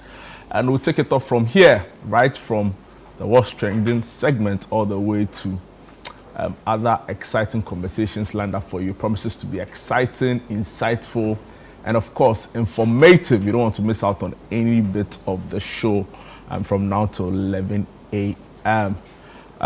Chris, it's funny because I was listening to Nana Tufo's conversation with the two gentlemen, right? And it's funny because all of a sudden it's like we are back to peak 2021, 2022, when the LGBT was like such a big thing. And yesterday we saw it play out on the floor of Parliament again. You know, really interesting viewpoints from the minority leader. Is like, you know, you will sign it. He kept emphasizing to government that they politicize the issue. Yeah. And now that they're in government, they're trying to run away from it and all of that. Of course, yesterday, even during the show, there was also the parliamentary leadership press conference. So Mahama Yariga, who is the majority leader, you know, together with the minority leader Alexander Penyomakin, addressed the press. And coming up to the fore again, you know, where issues around Galamsey, you know, it's become such a big issue that it's almost impossible to not, you know, have it come up when national conversations emerge. And it was interesting to listen to them, you know, assure Ghanaians that across the divide, both sides of the house are, you know, focused on working together to deal with Galamsey. So that was like a very, you know, a bright spot, a little bright shining spot in what has been a very, you know, and I want to choose my words carefully, but it's been a long week, you know, with not too pleasant news. And the worst part of it all, yesterday, the trending video, you know, they've got to cut somebody's hair because it does. I'm like 2025, you know, so a lot has been happening in the space, and we'll try and put all together for another exciting edition of Breakfast Daily today. Yes, and remember that you're part of the show, so feel free to join in at any time. Send in your messages via the WhatsApp number on the screen, and do not forget to also tell us where you are sending your message from. And also, it can be questions, it could be your heartfelt messages to your loved ones, and it could just be contributions to the show. Just send it via the WhatsApp number on the screen. Be glad to read all of it for you. It's important to also remind you that we are still in the month of October. It's far advanced, but it's still breast cancer awareness. Yesterday, I want to commend management here at Channel 1 TV for, you know, going ahead with the breast screening exercise. You know, I didn't know that it was a really simple process. You know, it wasn't, I thought it was like long, and I'll come to learn some stretcher, do 10 things. It was like, I mean, all of that happened, but it was a rather seamless process. Yeah. Right. Because there are different types. Exactly. Oh, so there are more elaborate ones. There are more examples. Like clinical ones. Yeah. Whereby you use machines. Oh, okay. Yes. But that's like checking for like the other. Like, no. Don't you have to like pass? I don't know in phases. No. So you can decide to opt for which one. You can do any one that you want. And what's the efficacy rate, or like the efficiency of it? Which one is more efficient? Well, they are all efficient in their own ways, but each one does something different. Okay, let me give you an example. If you look at a woman's breast, obviously you've seen the breast before. You can't assume. You've seen the breast before. There are tissues. On TV, yes. Yeah, there are tissues. Yeah. Like a woman's breast has tissues. So sometimes, depending on the amount of tissues you have, and if you are not versed with your palms, knowing your breast, that's why it's important for people to know their breast, have a relationship with your breast. And having a relationship with your breast just basically means knowing how it feels every month. So if there's a difference, or if there's a lump, sometimes the lumps can be tiny as seeds, you would know. But if you do not have that relationship with your breast, there can be a seed-like thing, which you might think, oh, today I'm doing this breast examination by myself, and you would think it's just a tissue, but it's not a tissue. Yeah. Wow. Yeah. So with the ultrasound, that's the one they use for like younger boobs, or breasts that have like that are, you know, more dense. They use the ultrasound. And with the mammogram for women above a certain age, and I think it's from 40 and above, they use the mammogram. Wow. And even the men can use the mammogram too. I mean, that's insightful, and I think the most exciting part for me in all of this conversation, right, is the fact that a lot of the stereotypes, you know, have been demystified, right? So like all the thing about get your breast sucked by some guy or your boyfriend, all of, you know, and it got to a point, I think a few years ago, we used to really make light of the issues when it was around breast cancer. Yeah, so yeah. But now you get a certain sense of seriousness. Oh yes, I think you get what I mean. I think I like this year. I like the feeling in the air this year. It's not sexually perverse. People are not talking about let me suck. Exactly. No, so even if you're in that situation of there are people that or maybe you just grew up like now everybody's growing up. So I think when you make those jokes these days, people look at you like, Charlie, it's 2025. It's 2025. Like, these are serious issues. 1 in every 8 women gets it. Exactly. 1% of men gets it. So it's a serious issue. And there are cases of, you know, teenage girls also being diagnosed. Yes. So one of the youngest people I saw is 23 years old. Whoa. And she had the worst forms. Wow. So clearly, these are really serious issues, and I'm so glad that collectively we've agreed that this is something we need to come together to push the message. So get checked, screen, and share the message. It's very important, and we can't emphasize this enough. Moving on from the breast cancer awareness, it's also another, awareness creation drive, and this time around is helping us keep safe as digital users, as internet users, and I'm referring to the Cyber Security Awareness Month this year. It's interesting because on radio today, Bernard and the team, for the social media trends discussion, spoke about how certain people have their phone numbers but registered in different names. That's weird. And absolutely. Are you not scared? I'm like, come think about it. So every single online trail, right, or like the telco trail, is your numbers, but somebody else is using it for something else. It's shocking. So what the Cyber Security Awareness Month helps us to do is that it reminds us of the dangers involved. It also helps us keep safe. It helps us to understand, certain practices that we might engage in that may be detrimental for our own, security, right? So we bring you conversations, and this month particularly, we've had interviews with experts. For example, we had Professor Zoran Mitrovic, spend significant screen time talking to us around the dangers involved, what you can do to keep safe, and how we can collectively work together, to ensure that for those who are not really literate, but are also active participants in digital technology, digital tools, how we can all come together and, make the ecosystem much friendlier and more safer. And these are really important conversations that ought to be had. And I'm grateful that you've joined us. You really embraced this conversation each time. We brought it on TV, your comments, your feedback, your experiences. It spurred on the conversations. And once a big thank you. We'll continue up until the end of the month. But it won't even stop there, right? Because it's a journey. It's not necessarily a destination. And I'm referring to creating awareness, bringing everybody along with regards to cybersecurity awareness. Chris, I don't know if it's a good time to go into what's trending on social media. Yeah, but before we go into that, though, we'd like to remind everyone that the Northern Business Fair is happening this weekend at the Tamale Sports Stadium from that Saturday and Sunday, the 25th and the 26th of October 2025, 9 a.m. to 6 p.m. each day. So if you're watching us from the north, I hope you're gearing up to be at the Tamale Sports Stadium, because it's all about the Northern Business Fair. There's going to be displays of food and packaging, manufacturing services, NGOs, crafts, textiles and apparels, fast-moving consumer goods. You're going to see all that is made in Ghana and right there. So do not hesitate to be part of it. Entry is free. So if you have nothing to do this weekend, you can actually be at the Northern Business Fair. Tell your friend to tell a friend to tell a friend. It's happening at the Tamale Sports Stadium. We want to say a very big thank you to our sponsors, EcoBank, Side Hustle, GEPA, and GEA.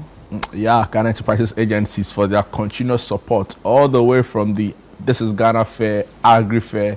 They've been with us through it all. And the Channel One News app is also live. It's live and interactive. Don't miss out. Charlie, jump on, go and watch the videos, share the link.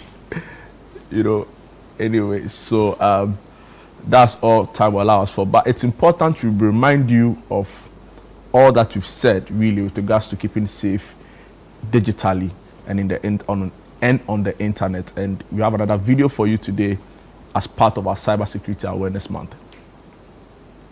Emails and ask you to send money immediately, would you stop to question it or just hit send?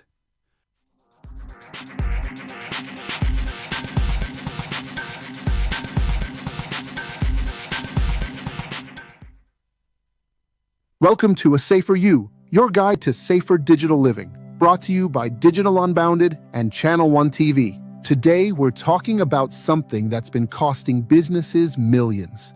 Business Email Compromise, or BEC. Imagine this.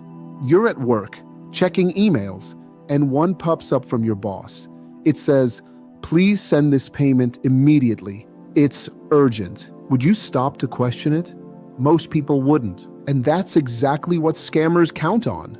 Business email compromise is when criminals pretend to be someone you trust, your manager, your CEO, or even a supplier, to trick you into sending money or sensitive information. They might hack a real email account or create one that looks almost the same. That's how so many companies lose money without even realizing it. But there's another danger we don't talk about enough: insider threats. Sometimes the risk isn't outside the company, it's inside.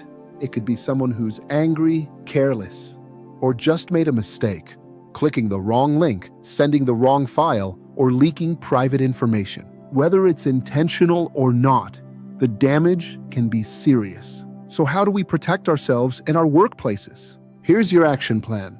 Always verify any unusual or urgent request. Don't just reply. Pick up the phone, call the person directly, and confirm. Make training part of your work culture. Everyone from top to bottom should know how to spot fake emails, suspicious attachments, and scams. Limit access. Only give people access to the information and systems they truly need. Less access means less risk. Keep an eye on your systems. If something feels off, like a strange login or unusual downloads, act quickly. Business email compromise and insider threats work because of trust and human error. But when you build a culture of checking, verifying, and protecting, you take that power back. So remember, verify, train, protect, stay secure. A Safer You is brought to you by Digital Unbounded in partnership with Channel 1 TV. Yeah, so a Safer You series, right? It's very important, and I think the focus this time around was on, business email compromise, right? A lot of the time you are so fixated on your personal email that you forget that you have other linked accounts, and sometimes these unscrupulous persons take advantage of it. And it's so important that we bring you this all-important reminder that, guys, don't only look out for your personal emails, but also that of other ones linked to you. There are also what we call recovery emails. Yeah. They help you recover your account when there's a hack. People forget that and they don't really pay attention to it. And the scammers, use that to do their own thing. So let's all keep safe. Let's all work together collectively. It's so important. Right. Yeah, Chris. All right. So it's time for us to get into the trends. What's trending? A lot, actually. Like, top of my head, so many things. Of course, yesterday was also Champions League football. Blue is the color. I thought you asked me why I'm in a blue suit today, but let it slide. I don't intend talking blue is your color. Because football is the game, and Chelsea FC is the biggest football club in the world. Well done. What happened to Chelsea? We won 5-1 yesterday. Wait, sorry, can I ask a question? Please go It ahead. might sound very ignorant. No, it's fine. Maybe because I don't follow football that much, although I have a team that I support. Yeah, it might sound very ignorant. So is it like the top teams are playing with the very, I don't want to call them those teams, because the scores that we're hearing is 4-1, 4-1. It doesn't really happen in football. Instead, they are playing with people that don't know how to play football. It's actually a smart question, but yeah, in the early stages of competition, it's always like that. The idea is that the best teams make it to the, further in the competition, and it enhances the appeal of the competition. So lately, we've been watching the best teams against by very January, weak February, teams. you see a lot more. So why are you happy? Average teams. If you know that. But the point is that some happy? big teams are losing against small teams. Wow. So you have to appreciate small gains. It's very important. Anyway, guys, as part of what's trending, yesterday we had a very important press conference as part of the government accountability series. Now, what is this? This is a platform where government ministers take turns to address the public on very important national issues and also update the public on their respective sector. Now, it was the turn of the government minister, or the minister for justice and the attorney general, Dr. Dominic Akuritinga Ayine. And he took his turn to brief the country on updates on major corruption cases he is investigating, and also made some startling revelations around the National Buffer Stock Company and some, alleged instances of corruption. Let's take a look at this video and we'll be back. Serving as CEO of Buffer Stock between 2017 and 2024, Mr. Abdul Wahab colluded with his wife, Faiza Seydou Wuni, Richard Sam, Head of Finance, Bismarck Ousu Boache, Finance Department, and Emmanuel Atta, Corporate Affairs Manager, and others to create an elaborate criminal enterprise that was used to steal and launder public funds from the Buffer Stock Company.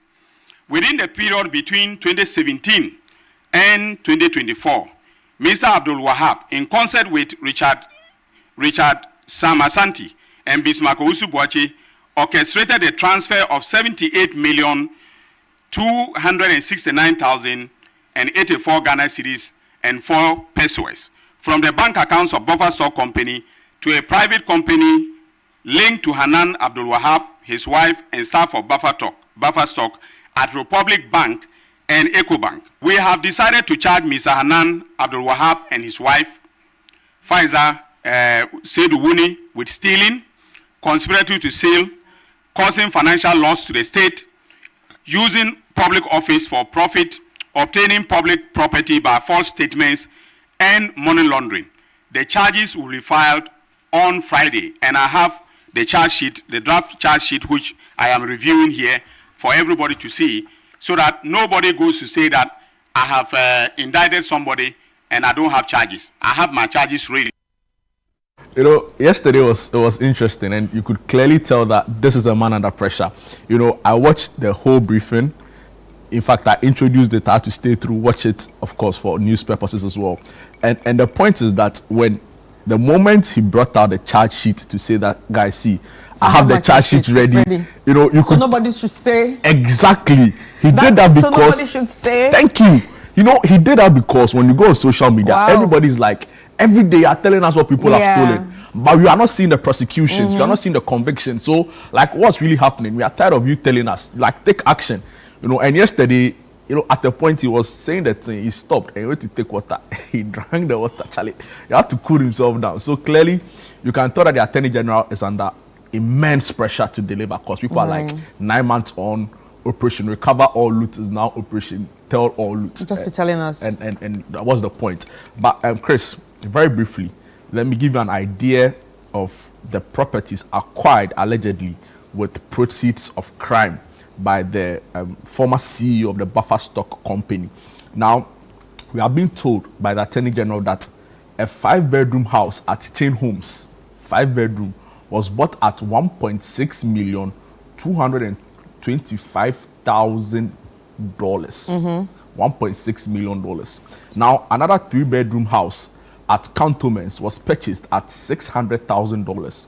We are also being told allegedly that the properties acquired with the proceeds of crime was used to purchase plots of land at airport development for $750,000 US Donald Trump dollars.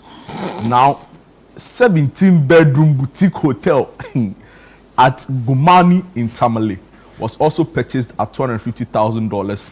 A 4-bedroom bungalow situated at Joel in Accra was also purchased for 4 million Ghana cedis and some coins. Not necessarily coins, but plenty of money. Actually, 4.1 million Ghana cedis. That's a lot of money. That 140 something, that's car money. It's money, to sort out people. It's destiny changing money. And finally, he purchased a 0.32 acre government land at 307,200 Ghana cedis. And these are the properties, he's being purported to have acquired illegally with crime. Of course, the Attorney General was clear in saying that his charge sheet is ready, and this Friday in the court it will be presented, and I'm sure prosecutions can begin. But again, very important conversations have arisen with regards to the role of the banks in safeguarding and preventing instances of money laundering. Especially for the fact that he was also, exactly. So pinned on issues in many of the corruption cases against former appointees, one thing is central to all of this: bank officials helping perpetuate. Of course, the banks can make an argument and say that they were doing what they had to do. Well, they might also say they don't know. That's the point. Exactly. But see, like we always say, if there are certain red flags, right? And the banking sector is a heavily regularized institution. They know some of these things. They know how it plays out. So if somebody was doing transactions at a certain level before coming into government, now his salary is around 30,000 Ghana cedis, and all of a sudden the transactions going through millions dollars, 10 million cedis. You need to pause and say, guys, let's really look at this thing again. So for me, I think it brings to the fore issues around regulation for banks, their involvement in safeguarding against instances of money laundering. I think the Ghana Banking Association should come out and say that, see, the Ghana, is it banking or bankers? I think bankers is something. Yeah. So the Ghana Banking Association, or Ghana Banks Association of Banks, rather, Ghana Association of Banks, should come out and say, see, we are going to investigate this, right? Because there are so many instances of banks being involved in alleged corruption cases that necessarily doesn't augur well for our finance structure, right? But of course, it's generated so much chatter. People have so many views on what all of this is about. Social media is buzzing. Of course, it's also a very hot political conversation, and it's led to many, many views, and we'll be reading a couple of them shortly for you. Ghana is never a broke country, and that's by Nana Kwame Boakye. Facts. Mark baited and wait, did they operate under the assumption that no one will ever find out, or no one will come after them, even if they find out? That's a serious question. God will do his thing one by one, and that's by Richard Adajure. If nobody goes punished for this criminality, I would be disappointed in the government. Public officials need to be held accountable to their actions and inactions, and that's by Kojo Kana.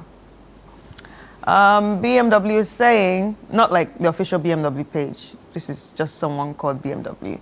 So we have all this money, and yet the country is owing IM. Yeah, I mean, that's a good question, ironically. Well, Stephen is saying the talk is too much. Send them to Nsawam. That's why he showed you that his document. The chat sheet, like, yeah. A lot. And again, like, okay, there's this other one tweet says, like I said, the death sentence straight up. Hey. But that's quite. Harsh. I mean, it would have to go through a competent court, right? And both sides of the argument. I like that picture. Which picture? The Mecca picture, praying.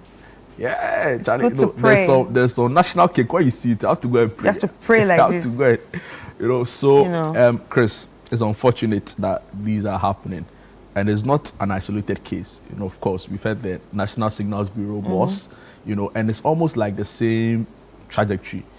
They create, they loot, and they diversify, they rechannel the funds into like property, right? So they buy high-end cars, they build big mansions that nobody can rent. They buy 61 luxury bags for their wives. You get it, they buy big watches in the case of the National Service Authority. Yeah. Wearing a Richard Mille to work. Richard Mille. What will make you think, like, it was at a time when service personnel were not being paid. So in good, and I'm not even saying that she's been acquitted. I'm not saying that she's been actually like found guilty. I beg your pardon, right? I'm only, of course, we don't want to go too deeply into the case because it's in the court. But with the kind of opulence we saw, when students were or service personnel were not being paid, in what world would that sit right with you to say that?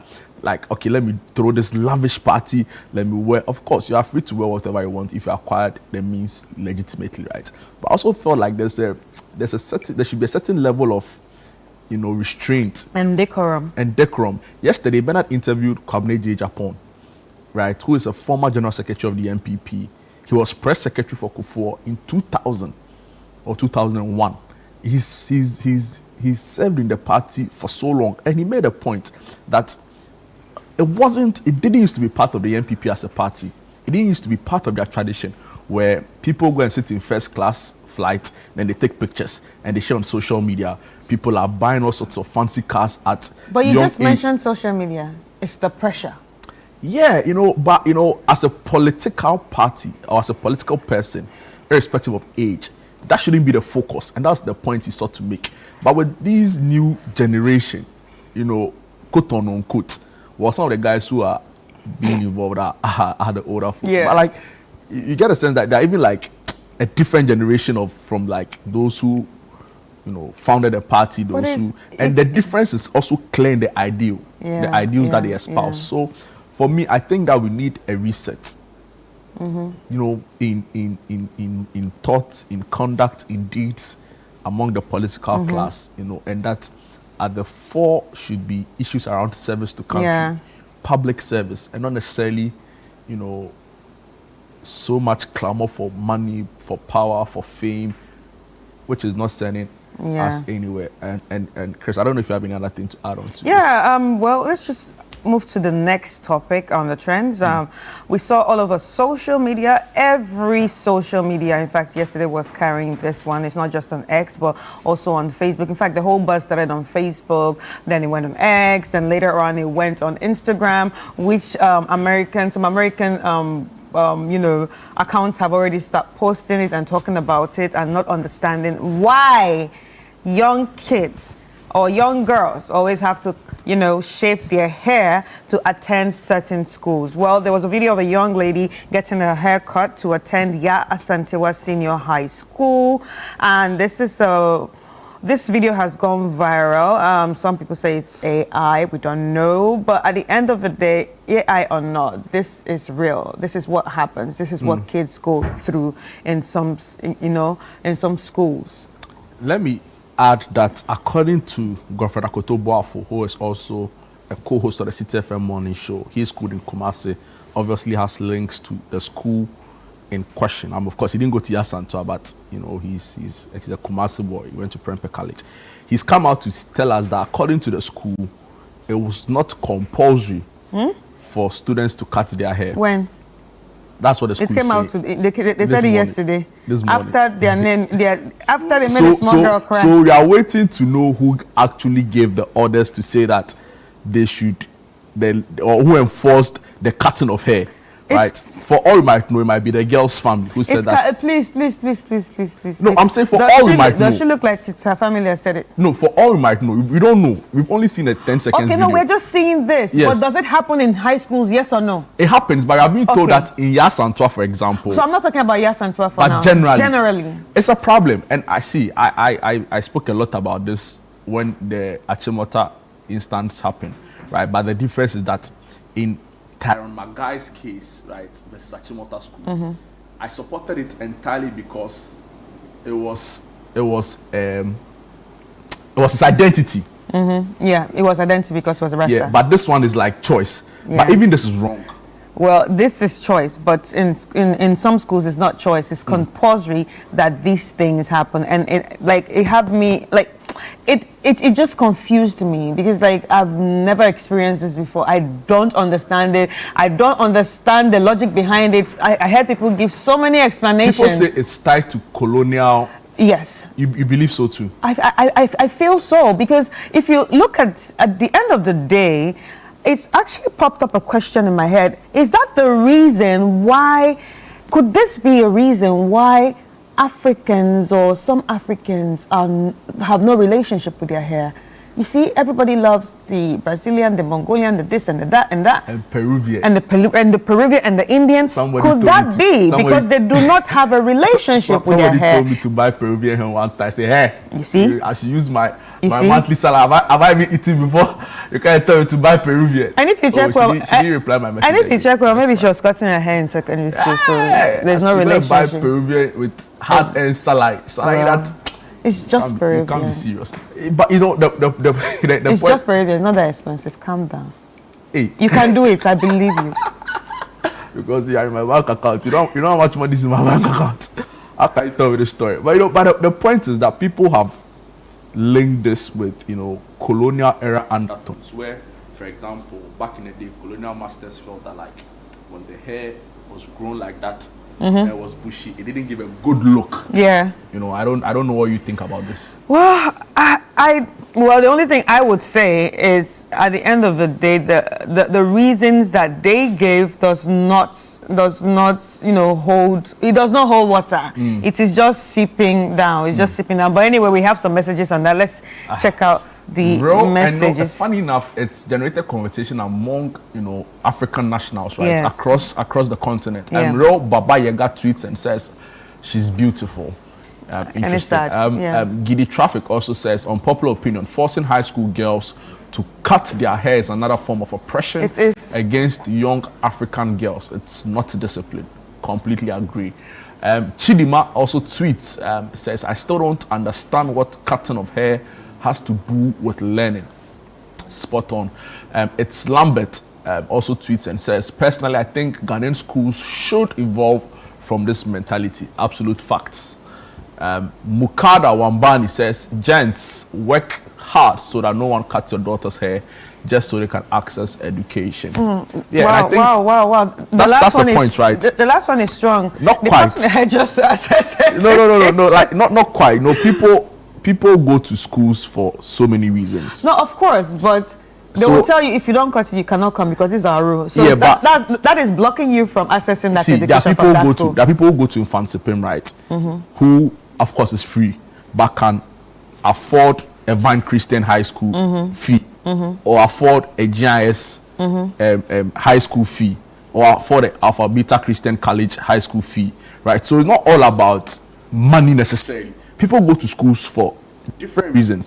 Some it's family, some it's just affinity for the school, some it is just the history of the school, right? I have friends who went to Wesley Girls because it is Wesley Girls. Well, and not because they can't afford Galaxy or anything. So the point is that whether you have money or not, common sense should rule. And common sense is that you don't need to cut a girl's hair for her to be able to focus in school. It is outmoded. You can say that for some fanciful hairstyles, that would distract. Just reduce it. You know, but that's what some keeping the hair do. Back in the day, my mom's photos from Holy Child, Charlie, the afro was solid. You know, the afro was proper.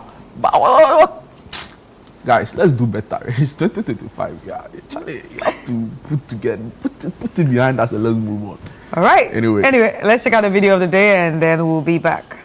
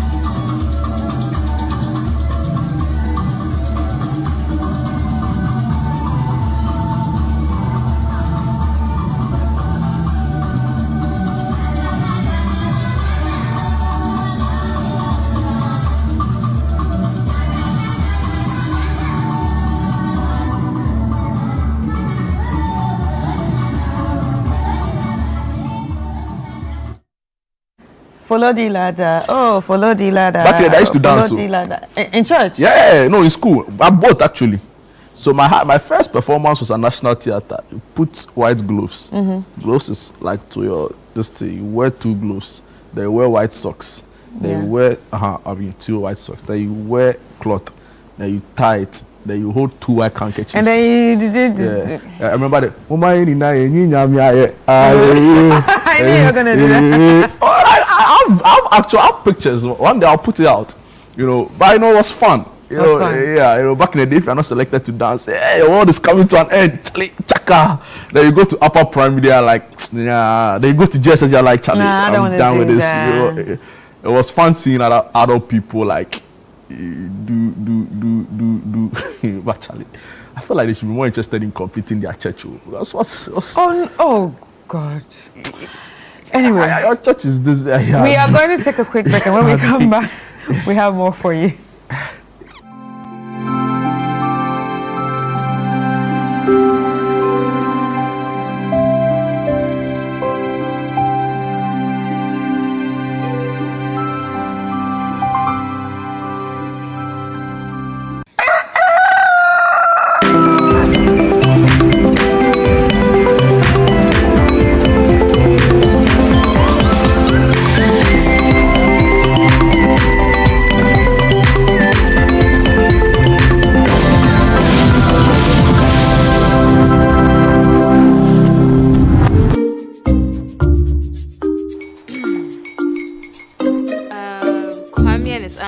Almost here. Wait a minute. This one too, your friend Kwame. Wait, Kwame.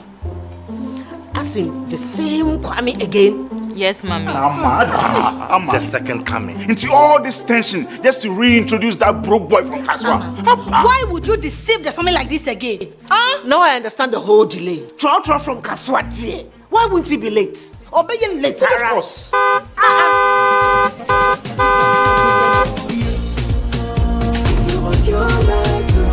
Star 712 hash, star 712 hash. Yeah, he could be the luckiest. Coffee from Georgia be luckiest. From Natepia, cause she be luckiest. Me and you could be luckiest. No matter why you're lucky, everybody go be that luckiest. That's Kwame! Send your God up boom. If you put it at all, so would the coming of the Son of Man be. Hey! Is that his car? Dial star 712 hash. Choose your ticket. Enter your lucky number. Follow the prompts and let destiny handle the rest. This promotion is regulated by the NLA on the Caritas platform.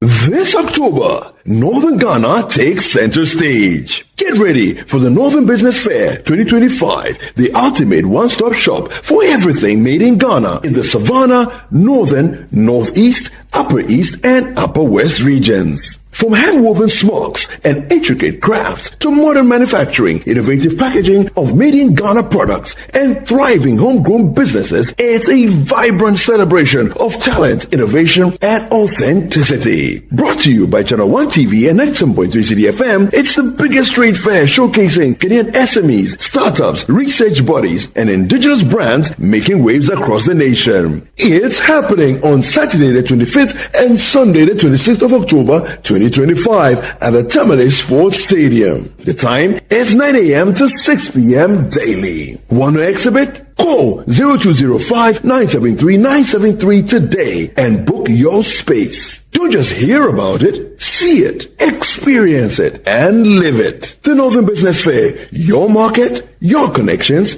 your growth. The Northern Business Fair 2025 is powered by Channel 1 TV and 97.3 City FM and is proudly sponsored by Ecobat, Side Hustle, the Ghana Enterprises Agency, the Ghana Export Promotion Authority, and supported by Cackstone Records.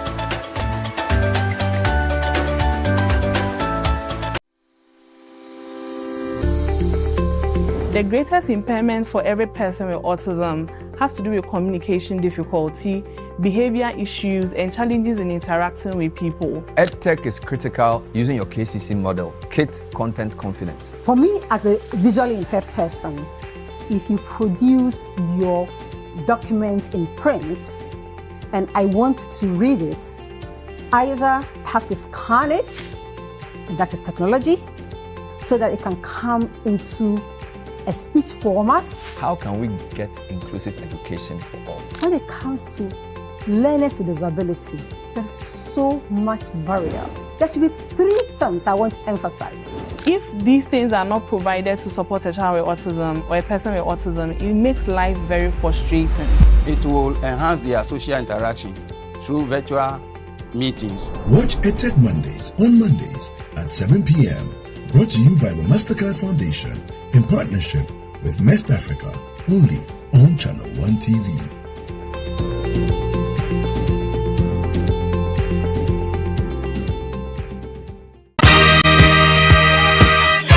The alumni of Sweet Root Secondary School, Swesco, invites you to the annual all-year group awards and dinner dance. Relive the memories, reconnect with friends. The Old Swesconians annual year group awards and dinner dance is here. Join us on November 1st at 5 p.m. at the beautiful Channel 1 TV Gardens in Tesano. For just 500 Ghana cedis per head, enjoy an evening of dinner, music, and nostalgia. Don't miss the reunion of the year. The Old Swesconians annual all-year group awards and dinner dance is on the 1st of November 2025 at 5 p.m. at the Channel 1 TV Gardens. Contact your year group or chapter president and get your tickets. Sempercum Optimus, always with the best.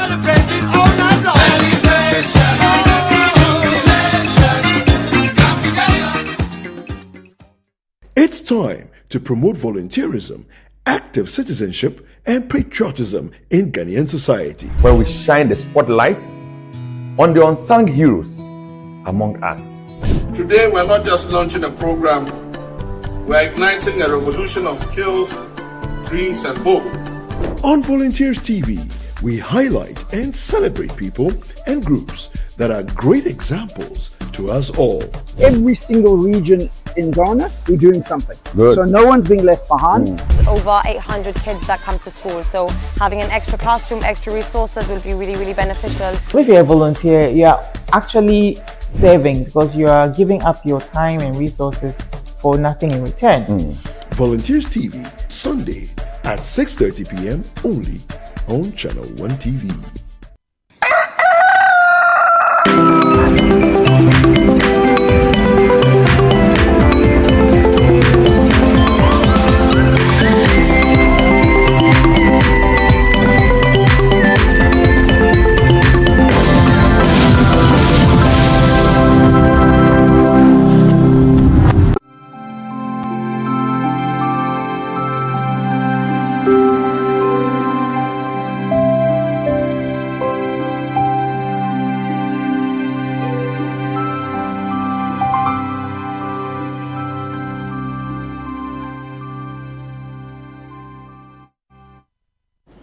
Welcome back. This is Breakfast Daily. Just gone by, we had an exciting conversation, myself and Chris, on the What's Trending segment, where I brought to you some of the biggest conversations, from the past day. But for now, we continue with a very important conversation: cybersecurity awareness. We've been doing this the whole month.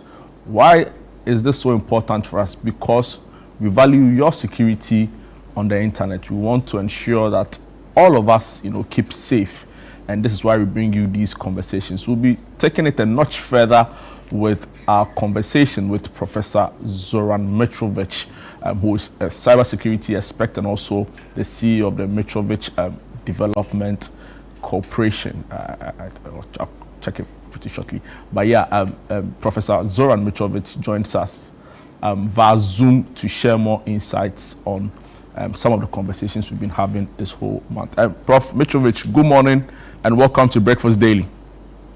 Good morning. Good morning. Thank you. Yeah. Thank you for having me. Amazing.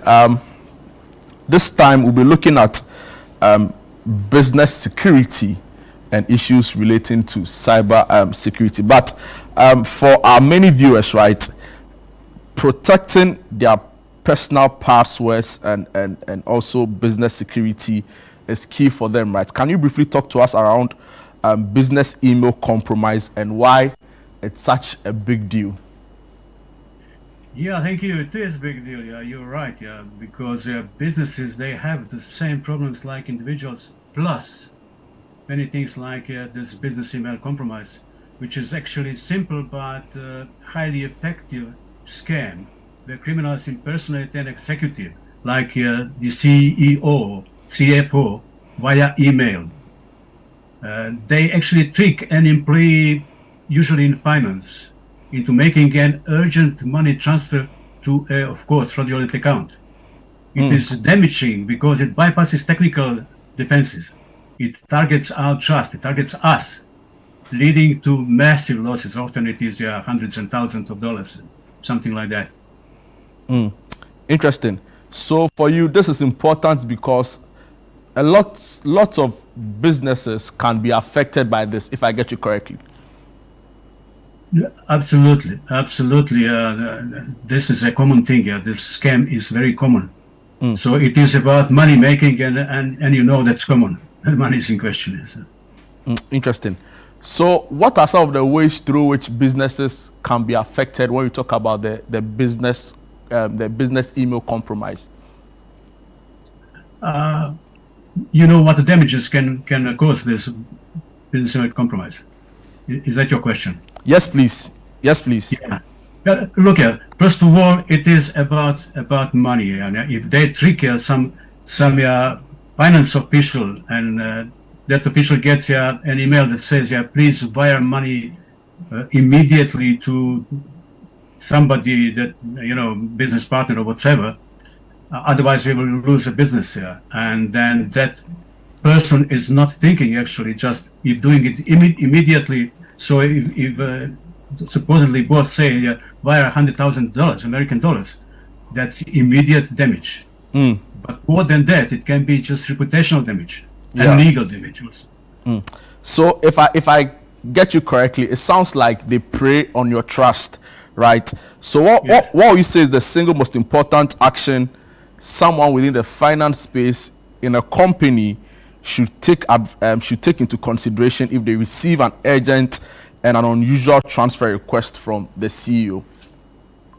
Yeah, the most important thing is like usually stop, think, and verify using some secondary channel like some office number that you know from that official, etc. So if you cannot reach them with alternative means, then that request must wait. The people must not execute that before checking with the bosses. And I get the sense as well that the weakest link in all of this, particularly for companies, would be a negligent employee who doesn't really pay attention to some of these online protocols. How can they also guard against these threats? Yeah, you are partially right. Humans are still the weakest link, but I must add, trained and aware humans are the biggest asset for any organization. So yes, but we have two types actually of insiders: intentional, for example, disgruntled employee, and accidental one, for example, careless or not trained employee, as you said. A neglect employee can be actually bigger pose than this one intentional one. It is a common risk because it is accidental. You do not expect that. For the other ones, we use something like behavior analytics. Use behavior analytics, but this one you do not expect, and that's why it is very dangerous. They don't try to harm your organization, but a moment of carelessness can be catastrophic, financially, reputationally, or legally, or whatsoever. Interesting. You've given us a really robust foundation for understanding when it comes to business security. But I want us to move on the conversation to the Internet of Things, right? So with modern office spaces, with modern homes, everything is connected to the internet. You have smart devices, you have smart doors, you have smart fridges, and the likes. What is the risk involved in having a very, high-level digital environment, especially in our homes, where everything, operates digitally, or almost everything operates digitally? Yeah, excellent question, because, having so many appliances, smart appliances, whatever it is, it stretched attack surface. That's the biggest problem, because we have to protect everything, protecting perimeter like in army. It is very difficult when you always stretch that attack surface. So each low-cost smart device like a thermostat or surveillance camera is often built with the minimal security. They just rush it to the market and with minimal security. So they act as a potential easy entry point to your home network. Let me give you just illustrative example. A few years ago, I titled the blog post, "My toaster is under attack." So people who did not read it, they laughed at that. They say, "Who cares if a hacker burns 2 pieces of your bread? Not a problem." But they miss the point. The story was never about toast. The smart toaster is the unlocked back door of your whole network. If criminals get control of that weakest points, they move past the toaster and go straight to your bank details. Toaster is just entry point to your home network. Interesting. Professor Zoran, recently I came across AI-powered security cameras, right? So, for example, these AI-powered cameras are able to sense when there's unusual activity in a particular space. Now, what will you say should be the approach if hackers are able to hack into your security cameras at home, or even your doorbell post at home, or even your smart TVs, right? What should be your first port of call should any of these things happen? Look, you have just to be vigilant. You have to disconnect immediately any device if you realize that it is compromised. That's the first thing first.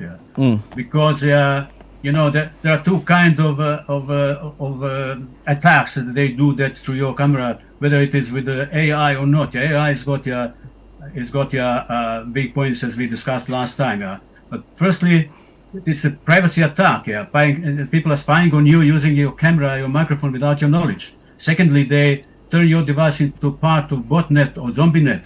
That's something that people use a bandwidth, not your TV, but bandwidth to launch a massive attacks against major websites without your knowledge. It's called distributed denial of services. So you have to disconnect straight away any device or your network, your inside network, home network, disconnect immediately from the internet. Interesting. How do we safeguard our gadgets, right? So my next question to you is, what are some high-level tips you can share with us on safeguarding our network at home from possible hacks? Yeah, that's a good question. We've got something we call the 3 Ps. It means you focus on your passwords, we mentioned so many times, patches that we also mentioned, and the third P is partitioning or your privacy, or you can call it also segmentation.